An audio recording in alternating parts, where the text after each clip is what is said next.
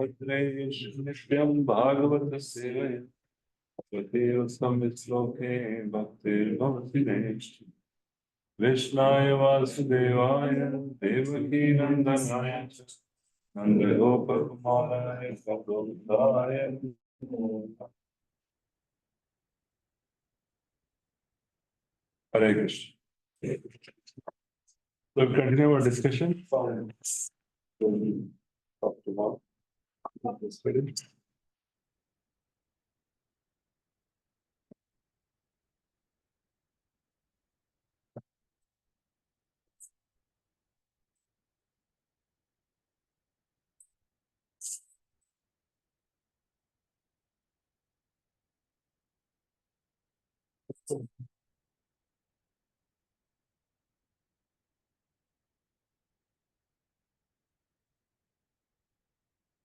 So yesterday we discussed about the entire flow of first canto.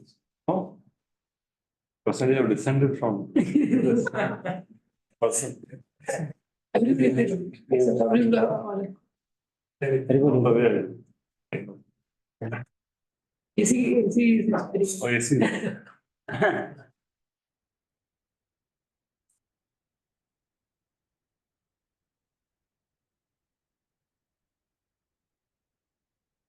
Oh, yes.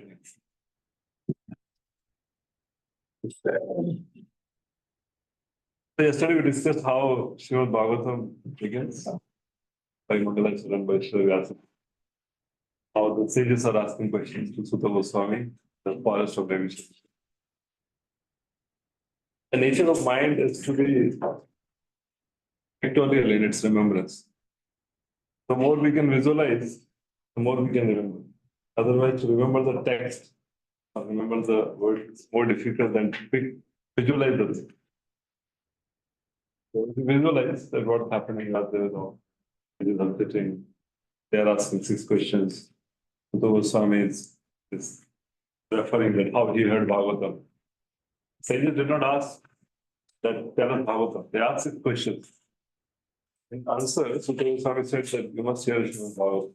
Bhagavatam is the perfect scripture to answer all this. Spoken by Sutta Goswami, Bharat Pariksha. Then naturally, as somebody says something, then once more into this, they ask about Sukadeva Goswami, they ask about Vyasa, they ask about Srimad Bhagavatam, and they ask about Parikshit Maharaj. And then they start, Sutta Goswami start narrating how Vyasa is sitting in his ashram, meditating, how he has helped the humanity by dividing the Vedas into 4 parts, right? But still is feeling dissatisfied, being the cause for his dissatisfaction. That time is the spiritual master Navasmi arrives. Because today we will see very good purports.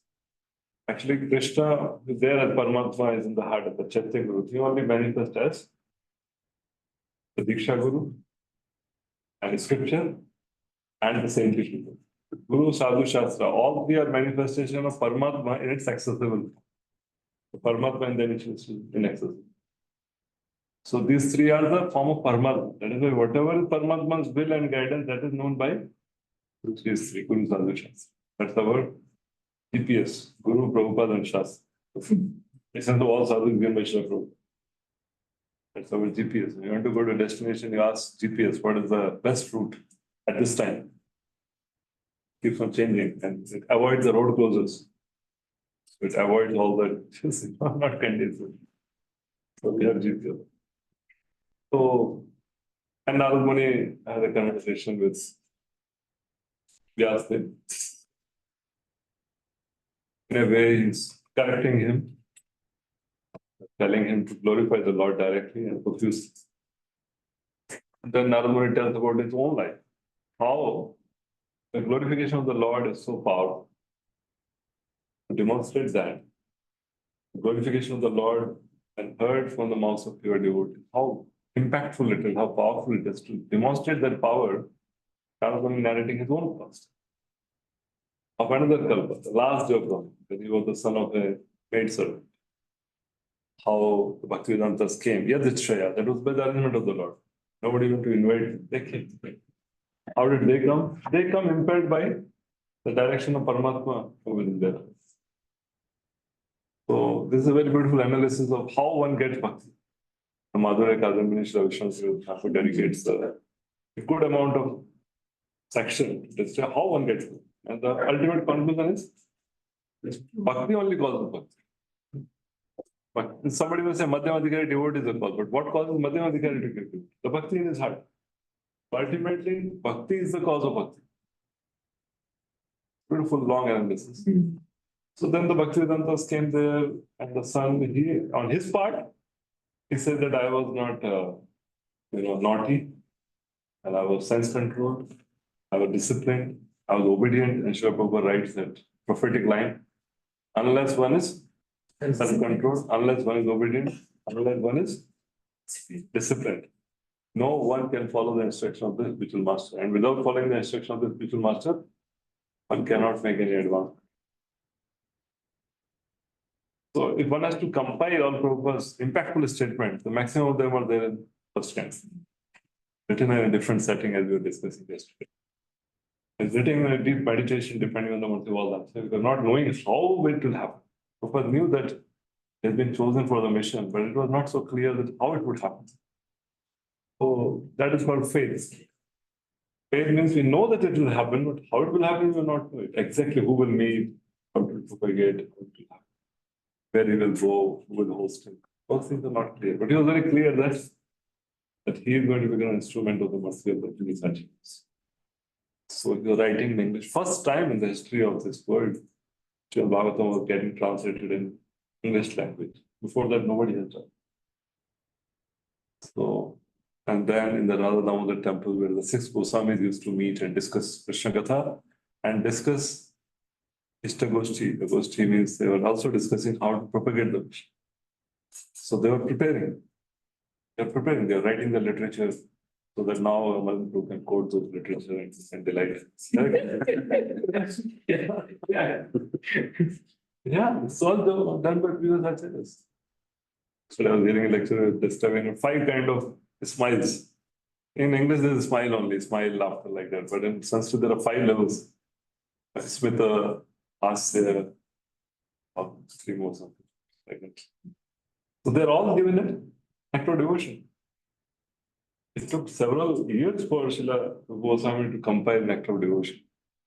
You may read it in 1 week, one section of Bhakti Shastra. One sitting, 1 week or something. It took several years to compile. There are 4 kind of fruits of Krishna. Venu, Vamshi, Lovely. What is it? Lovely, Venu, Vamshi. Vamshi, Venu, Murli. What type of flutes? Different size. Bansuri. So these are all written by Sri Rupa Goswami from meditation. His Rupa Manjari. He knows everything of Radha Krishna. And they are coming and writing here. So Manjaris know even those parts of Krishna Lila which we Sakhis don't know. Because Sakhis are not allowed entry Radha Krishna are just together. Only Manjaris are allowed. So our Sampradaya is Sampradaya of Manjaris. All these 6 Goswami and 2 more Loknath Goswami, Bhugar Goswami. They're all 8 Manjaris of the 8 sects. So we should know that what we have received, there's nothing higher than that. Nothing higher than that exists. So when people tend to get distracted by this path, that path, this person, that person, they're unfortunate. Having not heard that, having not realized that, having not understood that, getting attracted towards some substandard, something which may be wonderful also, but which is of a lesser standard than what Sri Chaitanya Mahaprabhu came to give. Love of Krishna in separation. The highest thing. So they were all writing. And Srila Prabhupada is there at the same place, absorbing the mood and mission of the 6 Goswamis they were doing. And after that, there is Vishwanath Thakur, Baldev Vidyabhushan, all the acharyas. Srila Prabhupada was the one who is now supposed to launch it. So there's a lot goes behind for the launch happens. Even for an ordinary book or a program, to do some program, one-time program, any Janmashtami. So before the day it happens, there's a lot of pre-preparations which go on, right from the day the date is finalized, pamphlet is made. There's a lot of background work. So similarly, these acharyas, they're all together. They're not saying, I will be the one to launch, I'll get the most credit. They all chose Srila Prabhupada, writing there. This first canto, all the purposes are written there. So great depth and compassion. So then Narada is telling about himself, how he met Bhaktivedanta, how he got their mercy, how he heard from them, how he served them, how he got Mahaprasad. And by all that, he got a taste for hearing the glories of the Lord. And having awakened that taste, his heart became completely cleansed. So Bhagavatam itself emphasizes, today also seeing further, how hearing of Bhagavatam is the most potent process for purifying. And then he stopped and we have further inquired in the beginning of this chapter of we are discussing what happened after the Bhaktivedanta death. How did you conduct your life? And this all incident happened in the previous day of Brahma. How did you remember all that? Because the time you change your body, everything is forgotten. Remember. So in the spirit of genuine disciple, Vyasadeva is inquiring. Generally, somebody who sat on Vyas Asan, he answers the question. He doesn't ask the question. Correct? Vyasa doesn't wait for the audience to question. Sometimes a part of lecture he may ask. Otherwise, he's the one who is asked and he responds. But here Vyasadeva, on whose asan we sit and speak, he's showing the true spirit of a disciple to inquire submissively from them. So he inquires. Whole questions he asks. What did you do? How did you live your life? How did you change your body? Remove it all this. And then Narada Muni again started speaking. And he said that after the Bhaktivedanta left, then I was living my life in the process what they gave. By the arrangement of the Lord, the mother was very much attached to me and she found shelter in me. She was bitten by a snake and fish. And I became completely detached. I left towards the north. Then which all places we passed through that has been discovered. Also deep dark forest, there is no fear. So fear is when I am Dutiya Vinay. And somebody sees anything other than Krishna also. That is what Maya. Maya is that which does not exist. So the vision which makes us see things separate from Krishna. That vision causes fear. Ultimately, everything is in the purview and in the control of Krishna. So then he says, I came there, I was tired, so I took bath, then I drank some water, I became fresh, and I started meditating the same way as the Bhaktivedanta taught. After meditating for some time, the Lord appeared in the core of my heart. Having darshan of the Lord, I was smelling the Lord, having darshan of the Lord, and then all of a sudden the Lord disappeared. And then I became so desperate, not seeing the Lord. And then I was desperately trying to repeat the same process, but it did not work. So Lord, seeing my desperation, he spoke. The Lord spoke 5 verses, saying that those who are incomplete in service, who are incomplete in service, but not yet fully purified, they cannot see me. So Srila Vishnu Thakur describes that this is not for Narada, this is for Sadhaka. Narada Muni, in the Sadhaka, they have only 3 things can be experienced: sound, sight, and fragrance. The touch and taste, these things can be acquired only in Siddhadeha, having the spiritual form. So then the Lord spoke, and Lord said that I have given my darshan to you once, so that your prema can become intensified by this longing. The prema will become intensified, and then will. So Srila Prabhupada says that there is no difference between serving the Lord and seeing the Lord. And now Narada Muni, having heard that message from the Lord, now we are at verse number 26, how he lived further. So as we are telling, this is a very ideal lifestyle for a devotee in general and for a brahmachari in particular. Good lifestyle plan, lifestyle management. This verse. So let us recite. नामानि अनन्तस्य पठन् गुह्यानि भद्राणि कृतानि च स्मरन् स्मरन्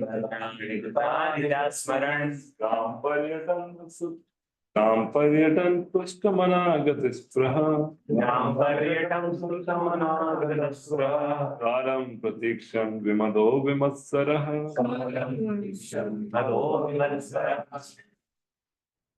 So Namani Anantasya, that unlimited Lord with unlimited names.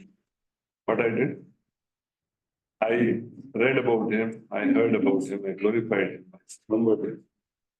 And like that, I roamed around in the world, Gata Ispraha, without any material desire. And I was waiting for the time to come, and the body will change. Vimado means without any mother, without any false pride. Vimassara means without any.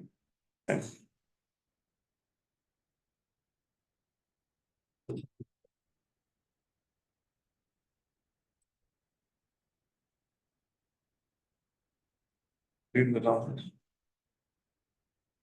Thus I began chanting the holy name and fame of the Lord by repeated recitation, ignoring all the formalities of the material world. The chanting and remembering of the transcendental pastimes of the Lord are all the victory.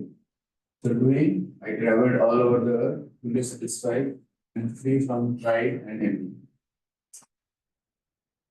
So I began chanting, repeated recitation, ignoring all the formalities of the matter. Does happen even when a person becomes a devotee in the new stage. Quite enthusiastic, fearless of all the formalities of the world. Then also, just you to chant. On the station also. Go and chant. I remember that this Godson had come in those in 2002. I had just met him a day or two before. So last day I was going. So he was in rickshaw, cycle rickshaw at that time. So cab or anything, autos were very there. So he was going in rickshaw and we were all going on our cycles. See him off, Raja then. Night around 11. Train was at 11. So we're going at 9:30. Then we reach the station and then so we'll do Kirtan. I never knew what is Kirtan. I mean, I have attended one class, so I knew something.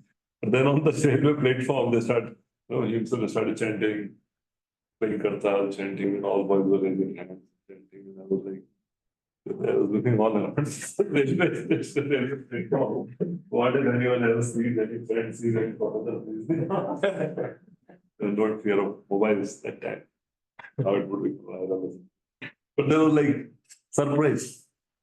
Oh, friends on the IT boys, what are they doing that at a station chanting that? But then when he notes all the formalities of the matter, becomes quite absurd. And so doing, now he started traveling all over the world. Earlier he went to forest to realize the Lord, as Prabhupada was saying. And later on, he's moving all over, not just forest, but in the cities also, chanting and dancing and remembering. And he was fully satisfied and free from pride and envy. So Prabhupada says that life of a sincere devotee of the Lord is thus explained in a nutshell by Narad Muni by his personal example. Because Vyasadeva asked that, please tell me so that I can follow in your footsteps. So this is the Prabhupada says, life of a sincere devotee of the Lord. Such a devotee, after his initiation by the Lord, or his bona fide representative, takes very seriously chanting of the glories of the Lord. So the first instruction which the spiritual master gives us, first promise which we give to spiritual master is what? I will chant 16 rounds of the Varagesham Mahamantra every day on my beats. So that's the first instruction. Srila Prabhupada writes at one place in Chaitanya Charitamrita, among all the instructions of spiritual master, the instruction to chant the holy name is the most important, as the foundation. And secondly, we say we follow forever the principle because just to maintain the purity. Main thing is to chant the holy name, but we need a favorable environment for chanting. So that's why he takes us very seriously. After chanting, after initiation, we should know that we are committed for chanting as the first thing. That's why chanting should be the first priority of life after initiation. That's the commitment we are given. And traveling all over the world so that others may also hear the glories of the Lord. So one may travel or one may participate in the local mission. Because ISKCON is like a worldwide organization. So whenever we connect to any ISKCON temple and serve there, then we are actually helping the worldwide Sankirtan mission. We are a part of it, no? It's like there's a big setup. There's any machine, there's many parts, the car is there, so many parts are there. So whichever place we are, they're actually a part of the entire assembly. Similarly, by serving in the ISKCON center at any place, we are a part of the worldwide mission. We are part of sharing Krishna consciousness with the entire world. We are playing our part. Such devotees have no desire for material gain. They are conducted by only one single desire to go back to Godhead. Then some people ask, is it not a selfish desire? Go back to Godhead. Well, when we make advancement, when we come to a certain level of advancement, one may not even desire to go back to Godhead. But in the beginning, to desire to go back to Godhead is not wrong and is not material, because that's our natural constitutional position. Nothing wrong with it. Right? But if a devotee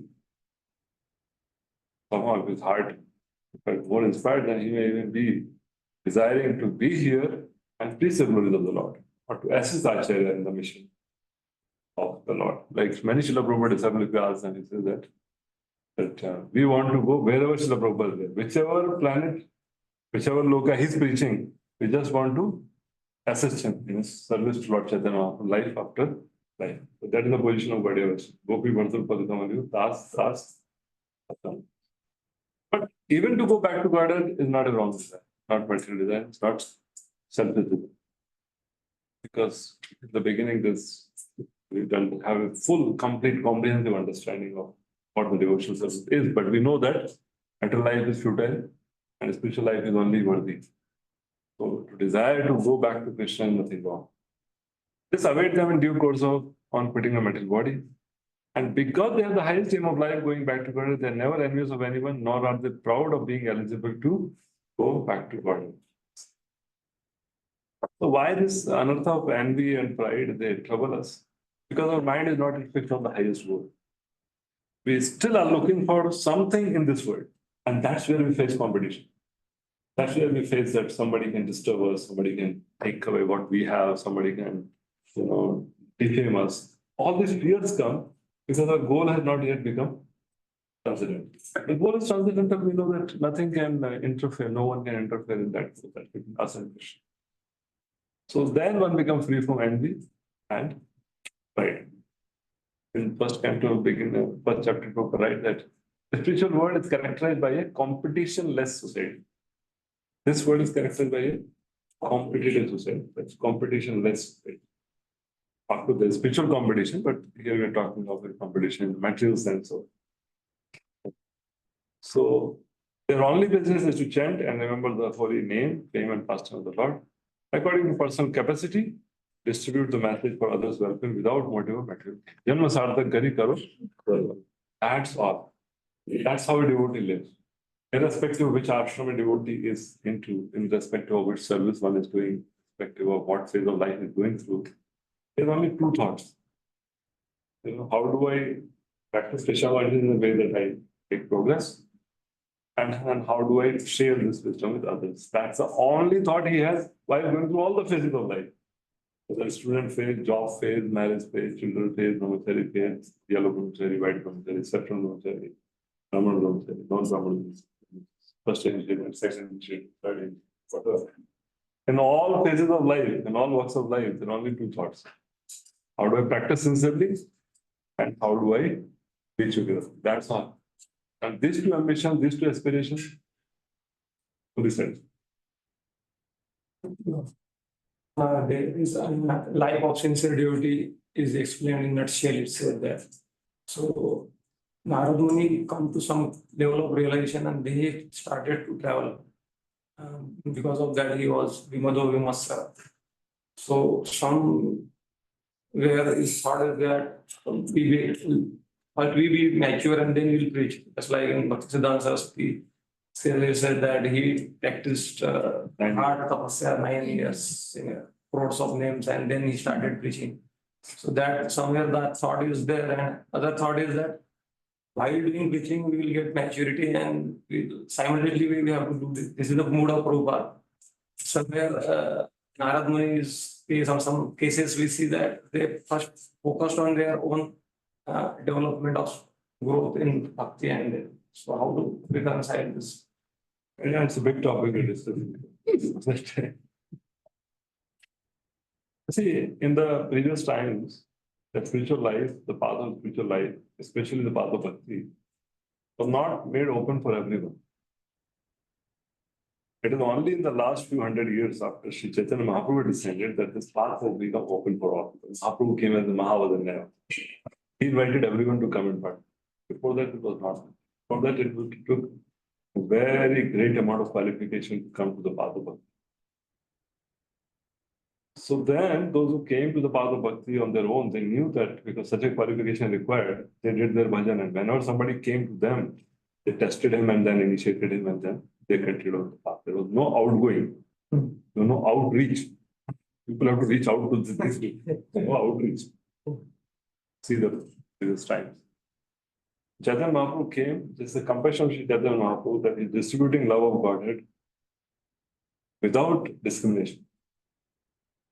Patra nahi dekhi, not looking out at the people. He has brought that, fruits of love of Godhead with him, and he's distributing. Ena prema Shri Chaitanya dila yatha tatha, jagai madhai paryanta, andere. So this is a special thing. This happens only during Mahaprabhu's time. So Mahaprabhu, preached, Nityananda Prabhu preached all the unqualified people. And then Mahaprabhu gave the order. Hamara agya guru hoye taro hoye desh, jare dekhe tare kaho. Empowered. Now, when you preach, the preaching is a different level.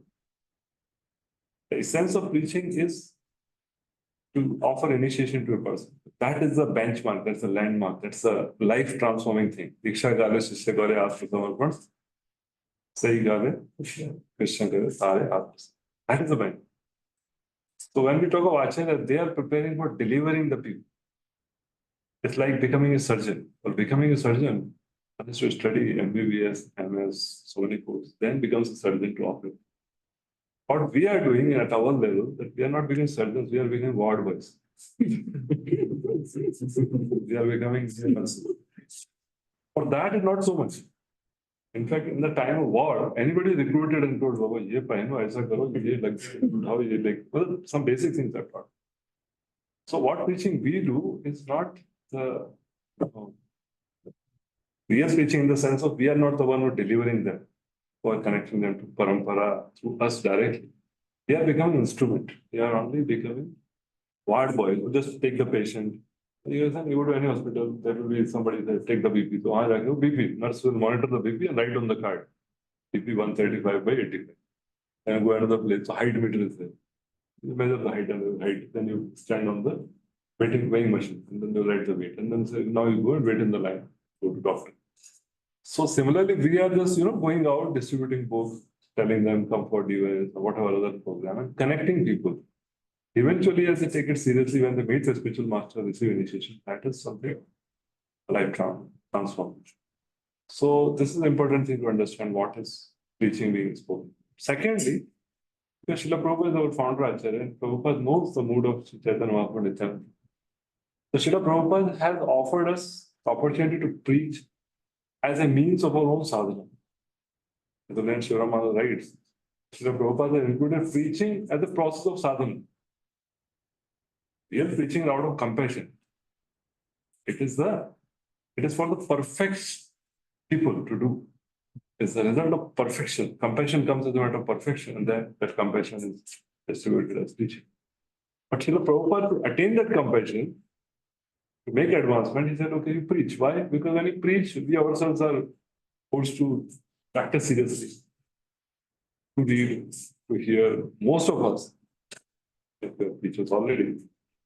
Only time we take our time for serious reading and serious contemplation is when we have to speak.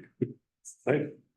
When we take the boys for camp or something, then we are also getting up in time, waking them up, sitting with them or chanting. Another time we ourselves are like spelled out. Prabhupada saw preaching that by assisting Sri Chaitanya Mahaprabhu and Nityananda Prabhu in their mission of expanding this, they will get the 1000% Nityananda Prabhu. That is the hope. Because we are not the seekers. We are not the people who are seeking a spiritual life as a guru, except for a few. Maybe a few more. But most of us have our fixed plans. You know, we did our 10th and 12th and a good college, then like our placement comes through, and then higher study. We had our own routine plans.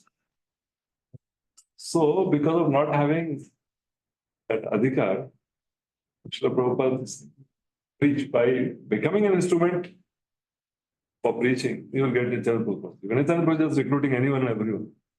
And once you become Nityananda Prabhu's man, you become a postal peon or a message carrier of Nityananda Prabhu. तारे देखे तारे कहो संत तृणधरी हमारे किनिया लोगो भजो then Nityananda Prabhu's mercy comes, and then actually we start realizing what a gift we have received. It takes a lot. It takes a lot to really realize what we have actually received. The only Barsana Maharaj says that a small ant, if you give it a Kohinoor diamond, it is beyond the capacity of the ant, no matter what the ant is, whether the ant is a small ant or a big ant or the king of ants, whatever the ant may be. Just has no idea and no way to fathom what this Kohinoor diamond is. It can only appreciate 1 grain of sugar. Put 1 grain of sugar, this is excellent, wonderful, so good. Few more grains and say, wow, life is successful.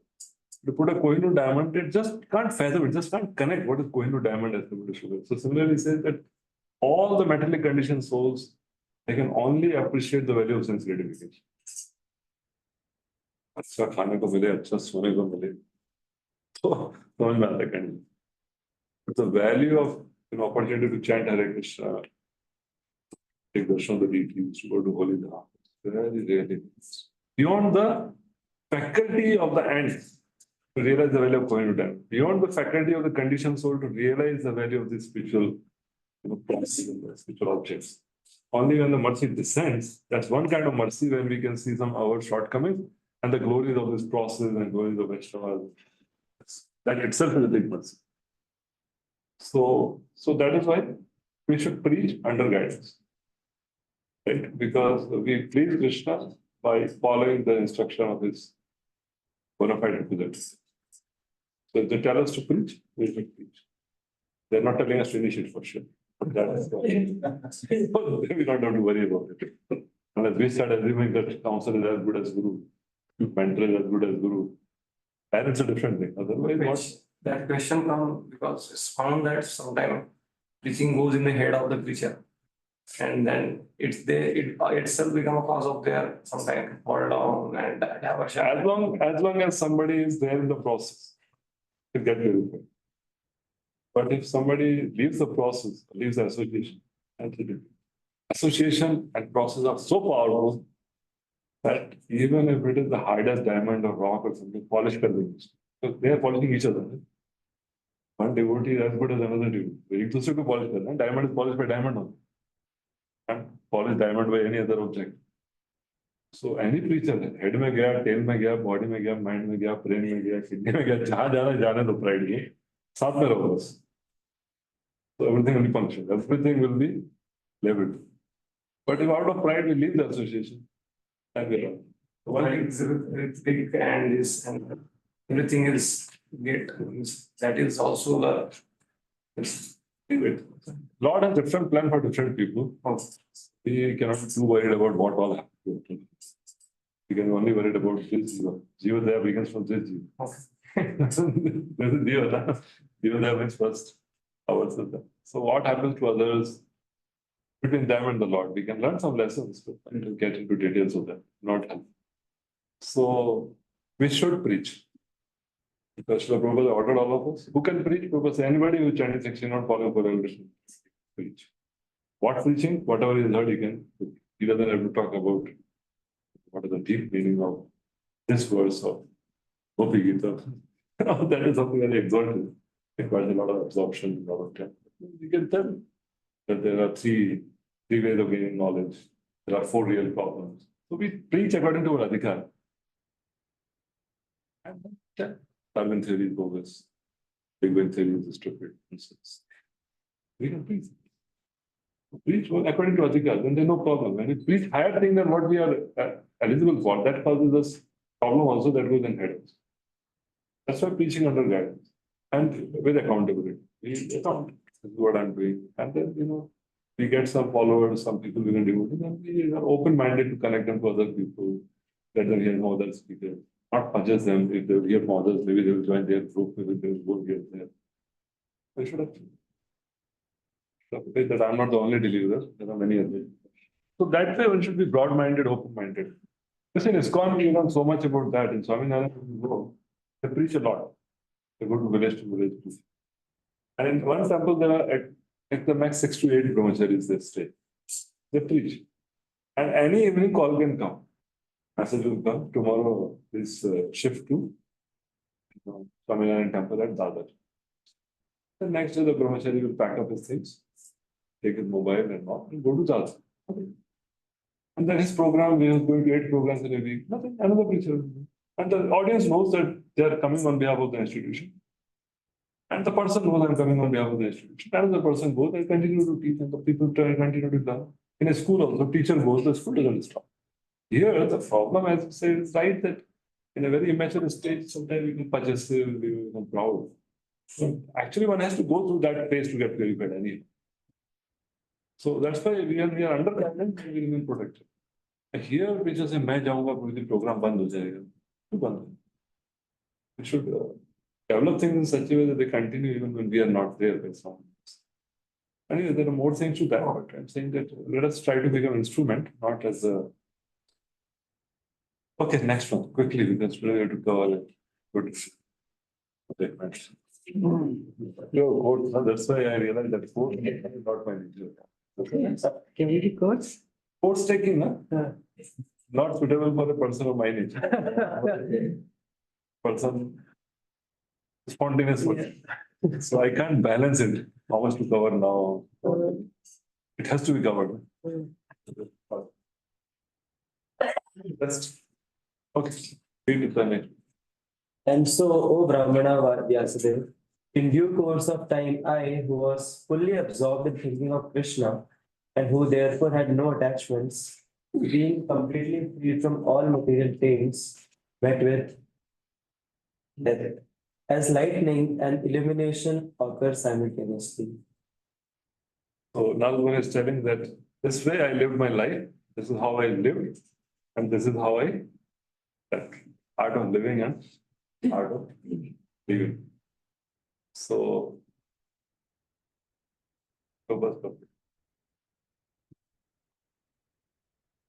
to be fully absorbed in the thoughts of Krishna means clearance of material dirt or filth.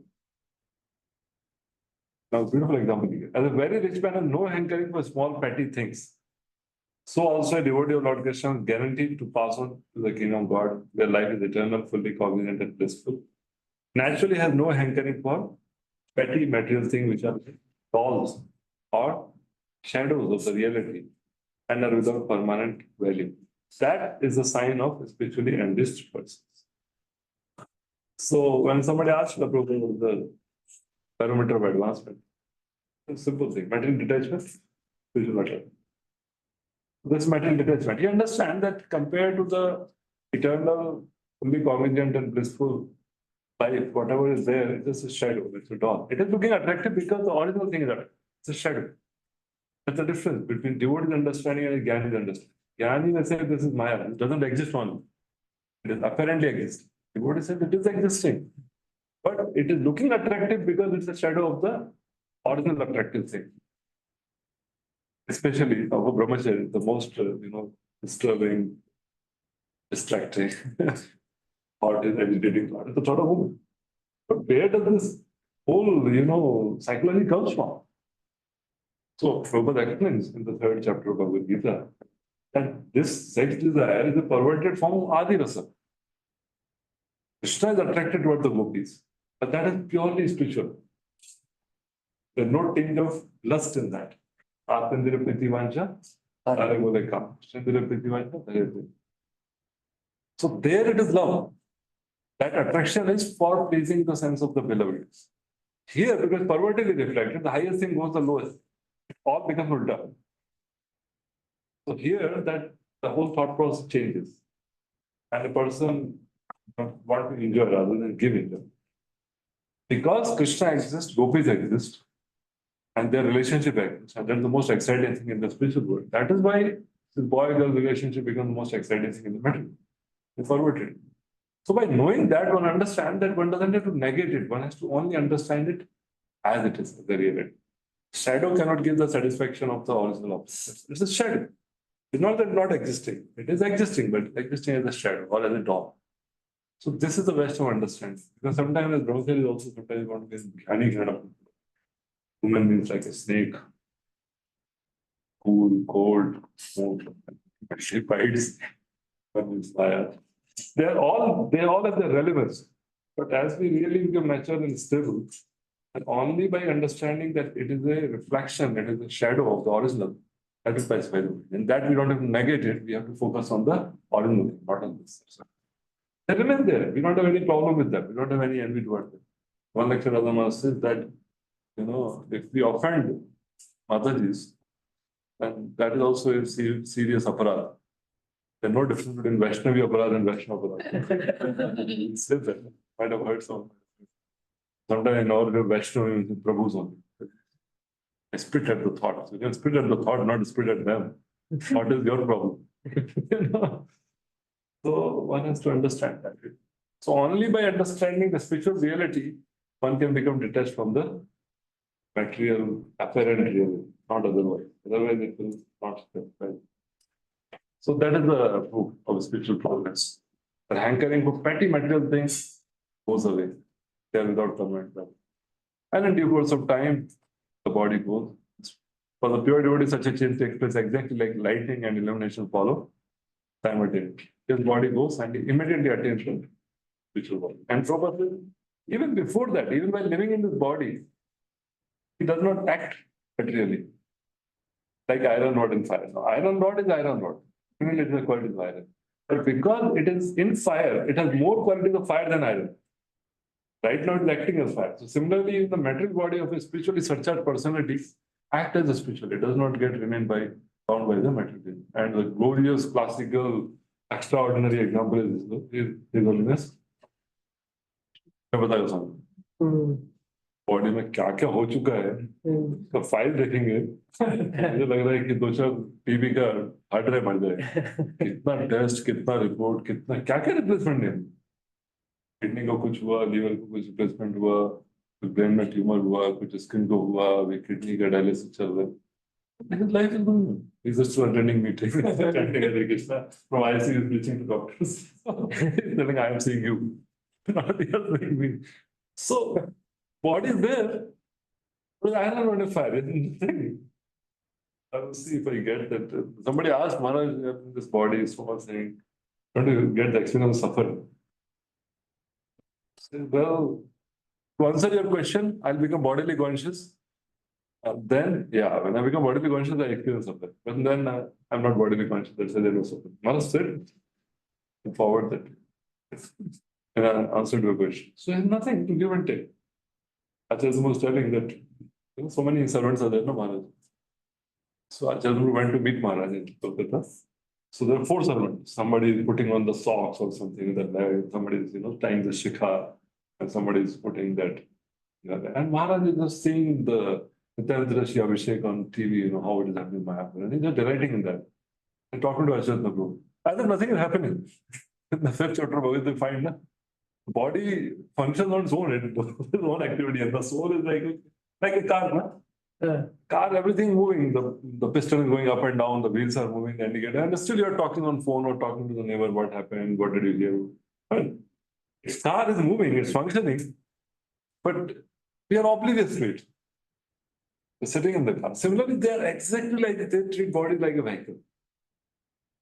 So detached. It's happening, but they are in their own, how to solve Prabhupada, how to increase book distribution, how we should do Bhakti Vaibhav, and when I have to get exam, I have to give initiation, people are waiting for initiation. I mean, all those things that you in the mind. So this is what happens, this is the meaning of iron rod and fire. And although the body is there, material needs are there, but one becomes totally oblivious to pay attention to all through the life. Okay, next. Having been awarded a transcendental body, befitting an associate of the personality of Godhead, I fit the body with the five material elements, and thus all acquired fruitive results of work, karma stop. So this body is a result of prarabdha. You must have definitely debated about prarabdha, what happens, when it happens, when it happens. Frequently debated subject matter. Many munis have different opinions also.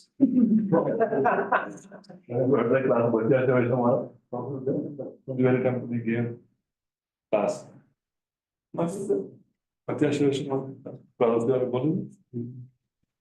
And Kamal Lochin, some people are very strict. Prarabdha does not go away even when you practice devotional service. And so anyway, there are different understanding. So this body, this metal body, what we have, is actually made up of three modes. It is given as per our fruitive activities in the past. And this is the body through which happiness and suffering which is destined for us is delivered. So when one practices devotion service, then there's a lot. This is going on.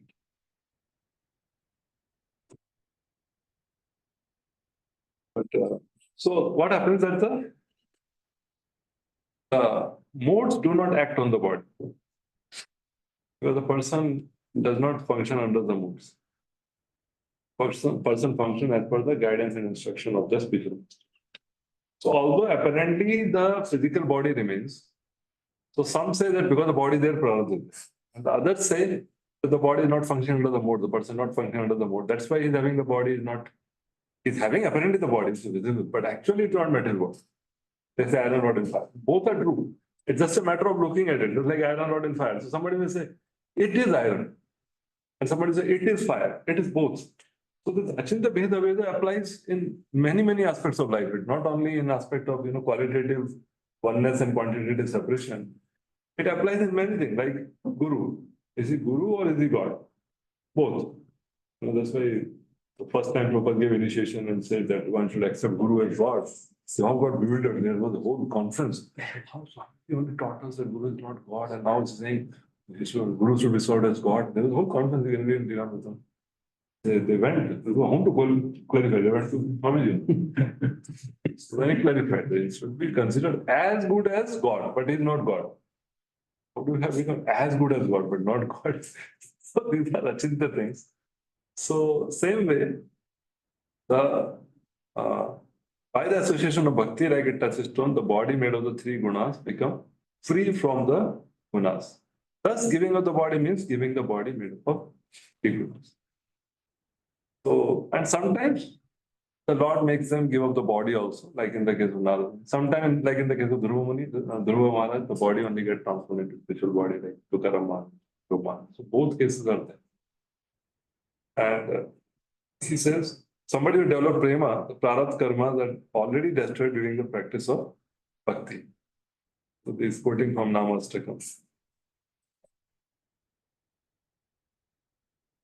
We will go more for proper purpose. You can read Vishwanath Thakur's commentary. It gives more technical clarity about this prarabdha karma and the body. The body is a manifestation of prarabdha karma.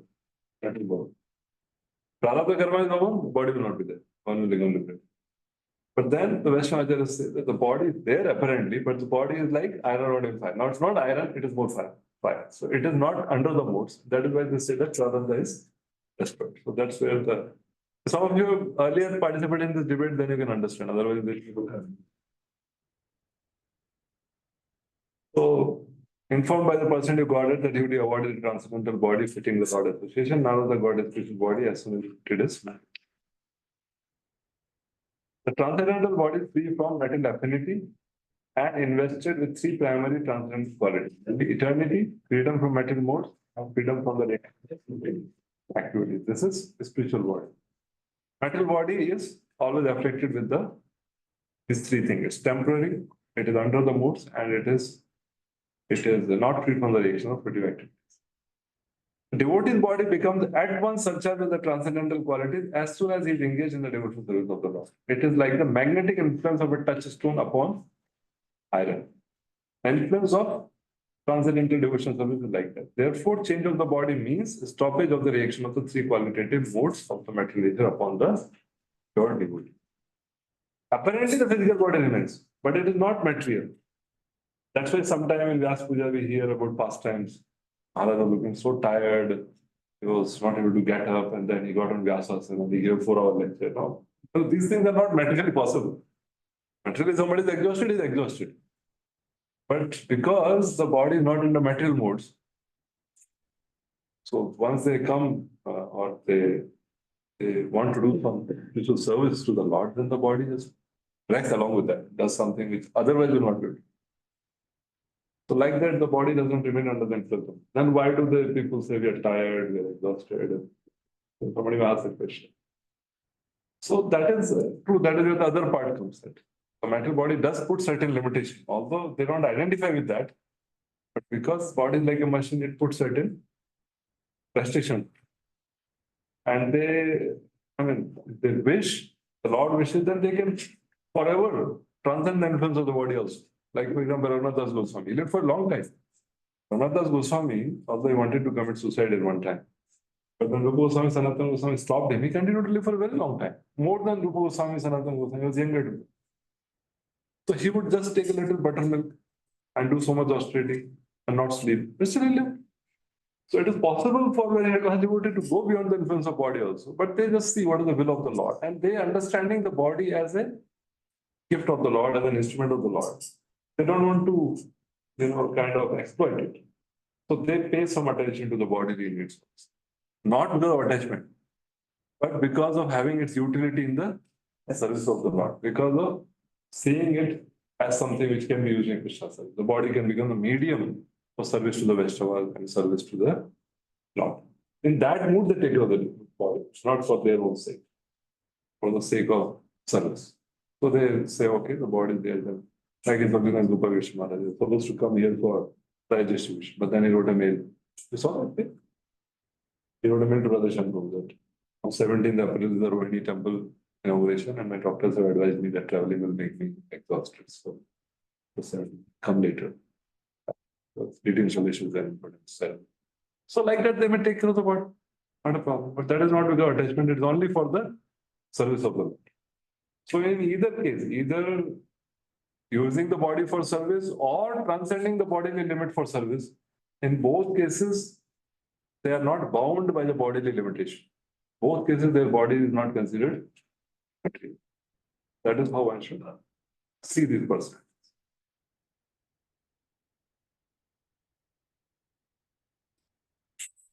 So then Srila Vishwanath Thakur is asking a question or linking with the next verse. Vedanta is saying, if you have an eternal body, then why are you known to be born from Brahma in this? Then he is answering that question. At the end of the millennium, when the personal Godhead, Lord Narayan, lay down within the water of devastation, Brahma began to enter into him along with all creative element, and I also entered through his breathing. So this is the end of the day of Brahma. So there are 4 kinds of pralayas. One kind of pralaya is when the yugas change. Like Kali Yuga, there will be a very partial pralaya. So Satyuga will begin. Na? I often wonder what will happen to all the plastic, rubber, and all that. So much, sometimes the whole mountain of tires, rubber, plastic, pollution. Na? Before Satyuga, partial pralaya happens, that the whole earth become fit for Satyuga. Otherwise, what will say is to guidance. That relates all this. Another pralaya happens at the day and end of the day of Brahma. This is Anshik pralaya, what is talking. At the end of Kalpa, one day of Brahma. When everything goes and Brahma goes to sleep. So then that happens.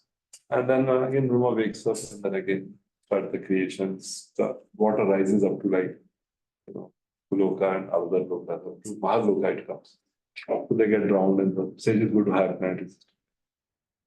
And then third pralaya happened at the end of life of Brahma. But with all the three pralaya, the false ego of the living entity and the desire to enjoy is not destroyed. ना प्रलय होने के बाद भी उसमें कोई फर्क नहीं पड़ता, वो कंसिस्टेंट है एज इट इज। अहम मामेति जनस्य मोहो यो अहम, मैं और मेरा डिस्ट्रॉय नहीं होता। So that is the fourth pralaya, which is considered the destruction of false ego. That happens only by one means. That happens only in the association of devotees. God cannot do it, Brahma could not do it, Pralaya cannot do it. What devotees did? That is the power of devotee. That is the power of devotee's son. The false ego is destroyed only in the association of devotees. When that pralaya happens, when the false ego of the living entity is destroyed, then the living entity becomes eligible for liberation, going to higher levels. But three pralaya, they are just temporary. The living entity is so consistent, so deeply determined, कि ब्रह्मा जी का एक रात 12 घंटे यानी 12 into 1000 life, how much period people will tell us here, 43 lakh of the period. Still it desires एकदम consistent as it is. The deep freezer में डालते हैं, freeze हो जाता है, लेकिन वही होता है, बाद में बाहर निकलो फिर पानी बन जाता है। Nothing changes. ब्रह्मा जी का लाइफ खत्म हो जाता है, पूरा क्रिएशन खत्म हो जाता है, सब महाविष्णु के अंदर चला जाता है, फिर बाहर निकलता है, फिर सोचता है मैं और मेरा नहीं disturb. So yes. Could you just, if this question the student asked to us, means, Telugu, all the jivas who are like failure, they are remaining here now.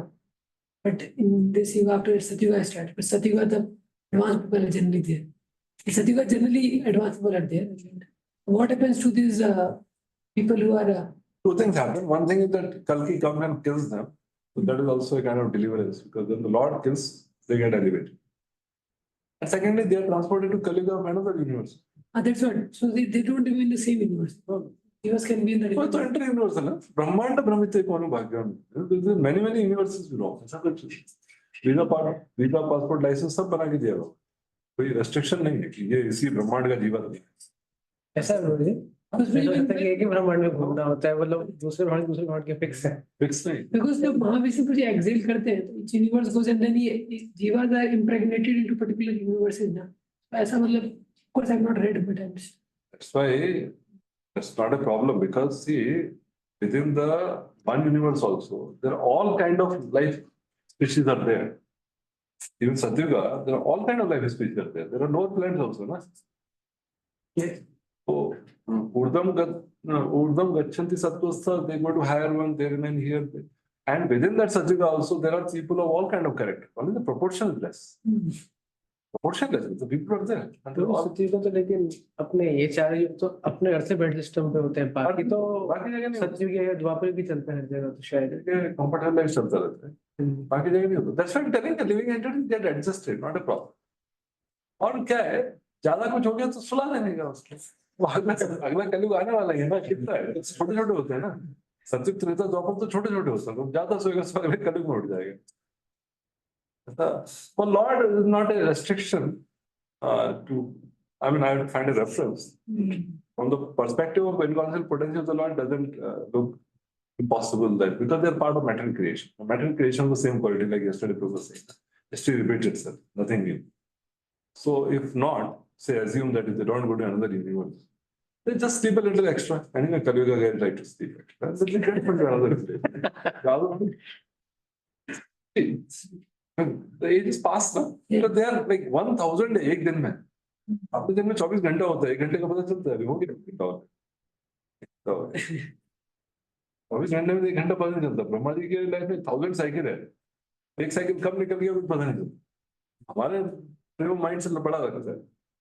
So both ways, if they don't go to another Kaliuga, they maybe in the waiting room, waiting lobby, then they come back when they Kaliuga. And if they deserve other kind of bodies, then all other bodies are always available. Animal bodies are there, other heavenly planets are there, and depending on their deservings. And lot of them are delivered by Kalki Avatar. They're little bit purified and sanctified.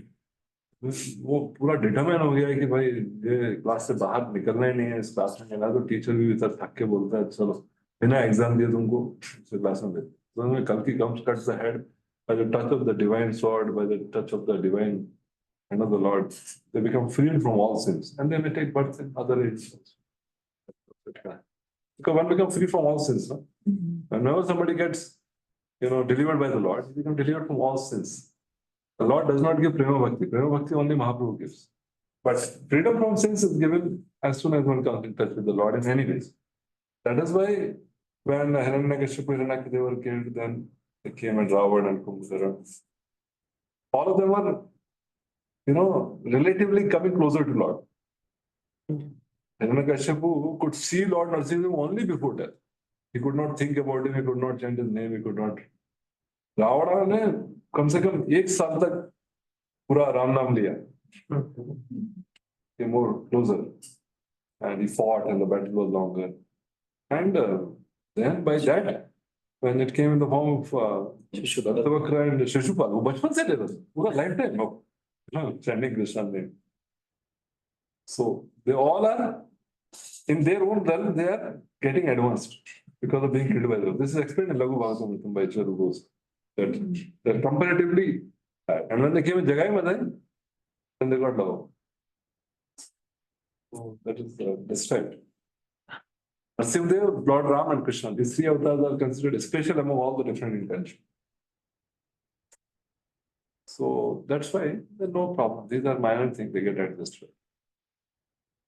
This is Pralay at the end of day of Brahmaji. Yeah. So at that time also he goes back to the body. But he is saying that, he goes into Brahmas.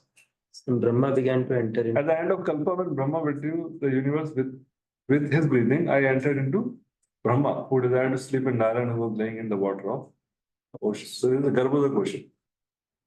The Garbhoda question, Brahmaji goes and sleep in the Garbhoda question, Narayan.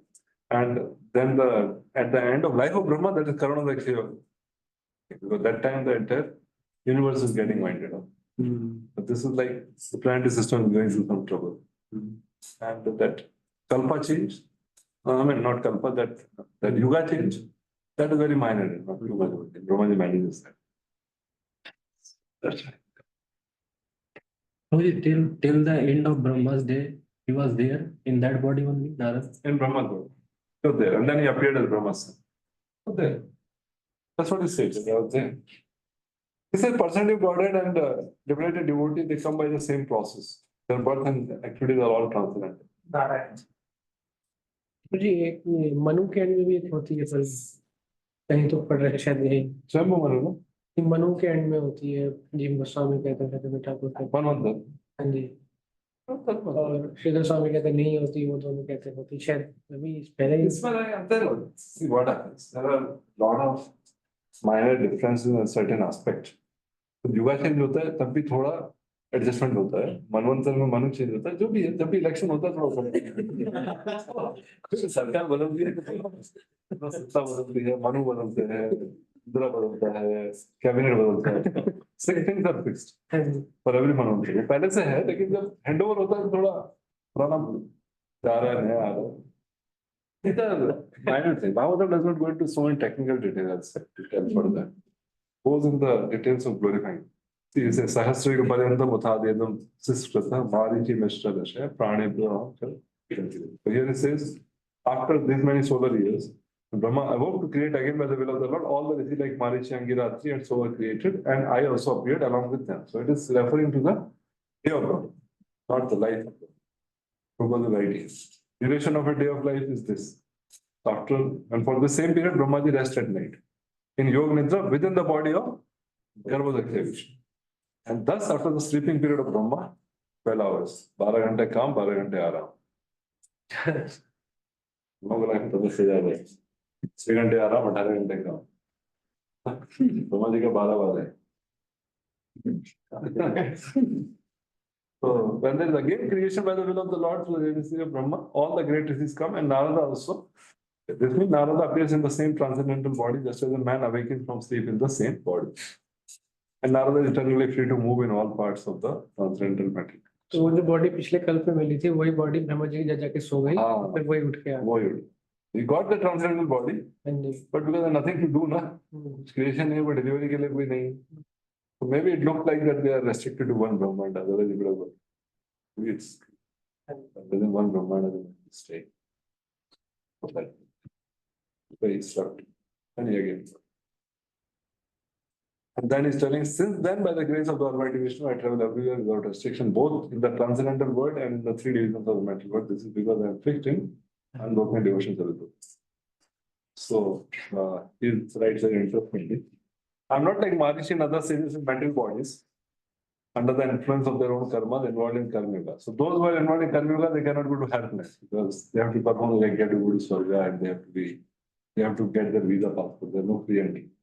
Understand it. And then the Kumaras, they are in the higher planets, but they do not come in the material worlds because of the fear of bondage of karma. नीचे जाएंगे, ज्ञान भूल गए, फंस जाएंगे. तो ऊपर वाले नीचे नहीं आते, नीचे वाले ऊपर नहीं जा सकते. ना तो अपने को ऐसा बॉन्डेज नहीं. अपने को क्या है? होल यूनिवर्स परमिट है. क्या ऑल इंडिया परमिट. कहीं भी जाने का कोई स्टेट में. तो वैसा नारद कहते हैं कि ये मारिच लोग ऊपर नहीं जा सकते, ये लोग क्या करेंगे. वो लोग नीचे नहीं आते, उनको डर लगता है फंस जाएंगे. हम लोग क्या है, तीनों लोकों में जाते हैं और वैकुंठ में. I fix and conditional devotion to Lord travel outside and inside the universe. Outside means I travel outside the universe to Vaikuntha also. जो ऊपर नहीं जा सकते मारिश लोग, बोलो स्पिरिचुअल वर्ल्ड में जा सकते, हाई प्लैनेट्स में जा सकते, तो हाई प्लैनेट्स में हो रहा है. प्लैनेट जा सकते, पर सब में नहीं जा सकते. Those who are bound by karma kanda, they cannot go to all the planets. They can go to Swarga and all. They cannot go to Mahaloka. There's a qualification required for that. Every sage cannot go everywhere. Depend which loka. कहाँ तक का उनके पास है. जैसे आपने India का passport निकाला तो नेपाल वगैरह ऐसे जा सकते पासपोर्ट, और बाकी जगह चाहिए तो वीजा भी चाहिए. वैसे क्या है कि मारिच वगैरह कुछ लोग पे जा सकते हैं, पर वो जा सकते नॉट एवरीवन. और ऊपर वाले जा सकते, वो नीचे नहीं आते. वो नीचे नहीं आते, उनको डर लगता है. मेटल वर्ल्ड है, प्लेटफॉर्म की प्रति अट्रैक्शन आ गया तो दे आर फियरफुल ना. ज्ञानी they are fearful of metal nature of bondage. So, because the three divisions of material is there, Urdhva Loka, Madhya Loka, Adha Loka. Narad Muni can enter all these planets, both the material and spiritual space without restriction. And liberated space.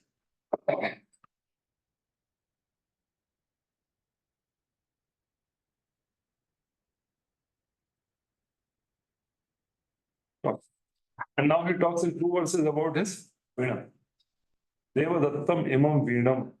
Krishna gave him the Veena. Swara Brahma Vibhushitam. And it is decorated with Swara Brahma. Whenever the Veena is played, only the divine transcendental sound. Murchayatva Harikatham Gaya Manas Chanamiham. And thus I travel constantly singing the transcendental message of the glories. The Lord vibrating this instrument called a Veena.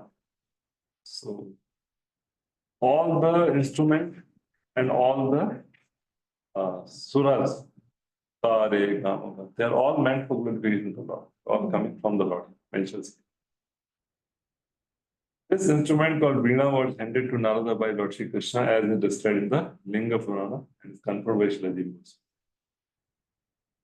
This instrument is identical with Shri Krishna because they are the same transcendental category. Sound vibrated by the transcendental instrument cannot be material. Therefore, the glories and pastimes are broadcast by the instrument Narada are also transcendental without retaining the material in it. Sa, re, ga, ma, pa, dha, ni, sha. Also transcendental and specifically meant for transcendental songs. So, all the ragas are actually meant for glorifying the Lord. All the dances are also meant to glorify the Lord. That's why now also you see Bharatnatyam, Kathak. I mean, we cannot perform these dances on pop and pop at all. Not able to correlate because they are related. No? The whole science is there, Tal is there, pastimes are there, decorations are there, and primarily Christian pastime. All the dances related with Christian pastime more than, and sometimes Lord Ram, like this Nam Ramayana is there, something like that. Otherwise, Krishna songs only fit so well. Adaram, Madhuram, then you can do, you know. In ordinary people can do Adaram, Madhuram, whatever it is, they can indicate na Adaram. And the dancers can do with the help of hand gestures. So it fits very well. Or the other songs like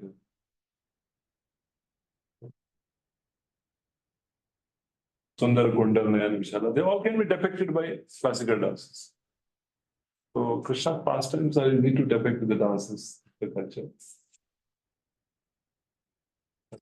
That's why the modern, so-called pop, rock, this and that, they are all product of mode of passion. Somebody asked Radhanath Maharaj that this is the holy name, it's transcendental, the Mahamantra is transcendental. Can we chant this Mahamantra in these all rock, pop, blue and green? So he said, see, originally the ragas, they are given in the Vedas, and they are the creation of the Lord. They are meant to glorify the Lord. So when we sing in ragas, that purifies the heart, that brings us to modal goodness, that brings us to the. But because all this modern technique, they are a product of passion and meant to make others as passionate beings. So even when we although Hare Krishna Mahamantra remains transcendental, but still because we are not beyond modes, then singing Hare Krishna Mahamantra in these melodies, these tunes may, increase our passion as compared to being. So it's better for new people who are not chanting anything.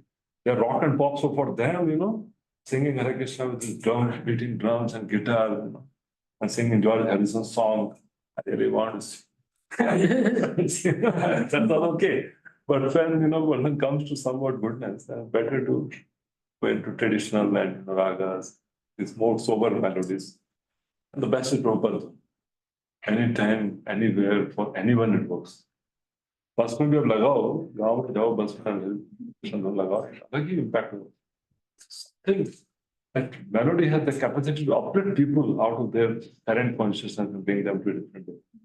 I've seen that. वो बंद हुआ, everything goes space out. Even temple hall, even deities are there, everything is there. You stop that tune, and you feel vacuum. So that's better. And then another verse says. That Supreme Lord, whose glories and activities are pleasing to hear, at once appears on the seat of my heart as a called for us when we begin to chant it for the We of Shava. In that Krishna goes wherever his glories are sung, is attractive. So, Prabhupada writes a beautiful thing.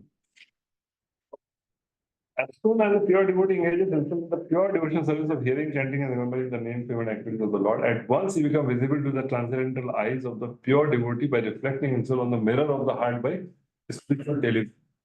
ये एक statement है, by reflecting himself on the mirror of the heart by spiritual television. Mirror of the heart by screen बन जाता है, and then one is able to visualize Krishna's pastimes in trance. For a pure devotee, it is Shri Radhika Madhavyor Apara Madhurya Leela Guna Rupa Namna. For him, Leela is going to happen, and out of that Leela, within that Leela, he is meditating on Madhurya Leela Guna Rupa, and then he chants the holy name. The Leelas are manifesting in the mirror of the heart by spiritual television. And then Prabhupada says, natural psychology is that a person likes to hear and enjoy his personal glories enumerated by others. That is a natural instinct, and the Lord, being also an individual personality like others, is not an exception to this psychology, because psychological characteristics visible in the individual souls are but reflection of the same psychology in the absolute Lord. And in one lecture, Srila Prabhupada says the living entity is a sample of God. Sample, the whole thing, and we take one part, then it becomes a sample God. Whatever we find in ourselves, the same quality, the same tendency. In the purest form are there. Only difference the Lord is that Lord is the greatest personality of all, and absolute in all is appears. So therefore, Lord being attracted by the pure devotee chanting glory, there is nothing astonishing. Since he is absolute, he can appear in the picture of his glorification. Two things being identical. Not of the glorify the Lord not for his personal benefit alone, but because the glorification is identical with the Lord. Narada penetrates into the presence of the Lord by transcendentality. So this is summary of Lord's Narada's instruction and discussion with Vyas. All these three verses. That is said. Etadyatra chittana मात्र स्पर्शेच्छया मुहुः सिंधु दृष्टो हरिचर्य अनुवर्णनम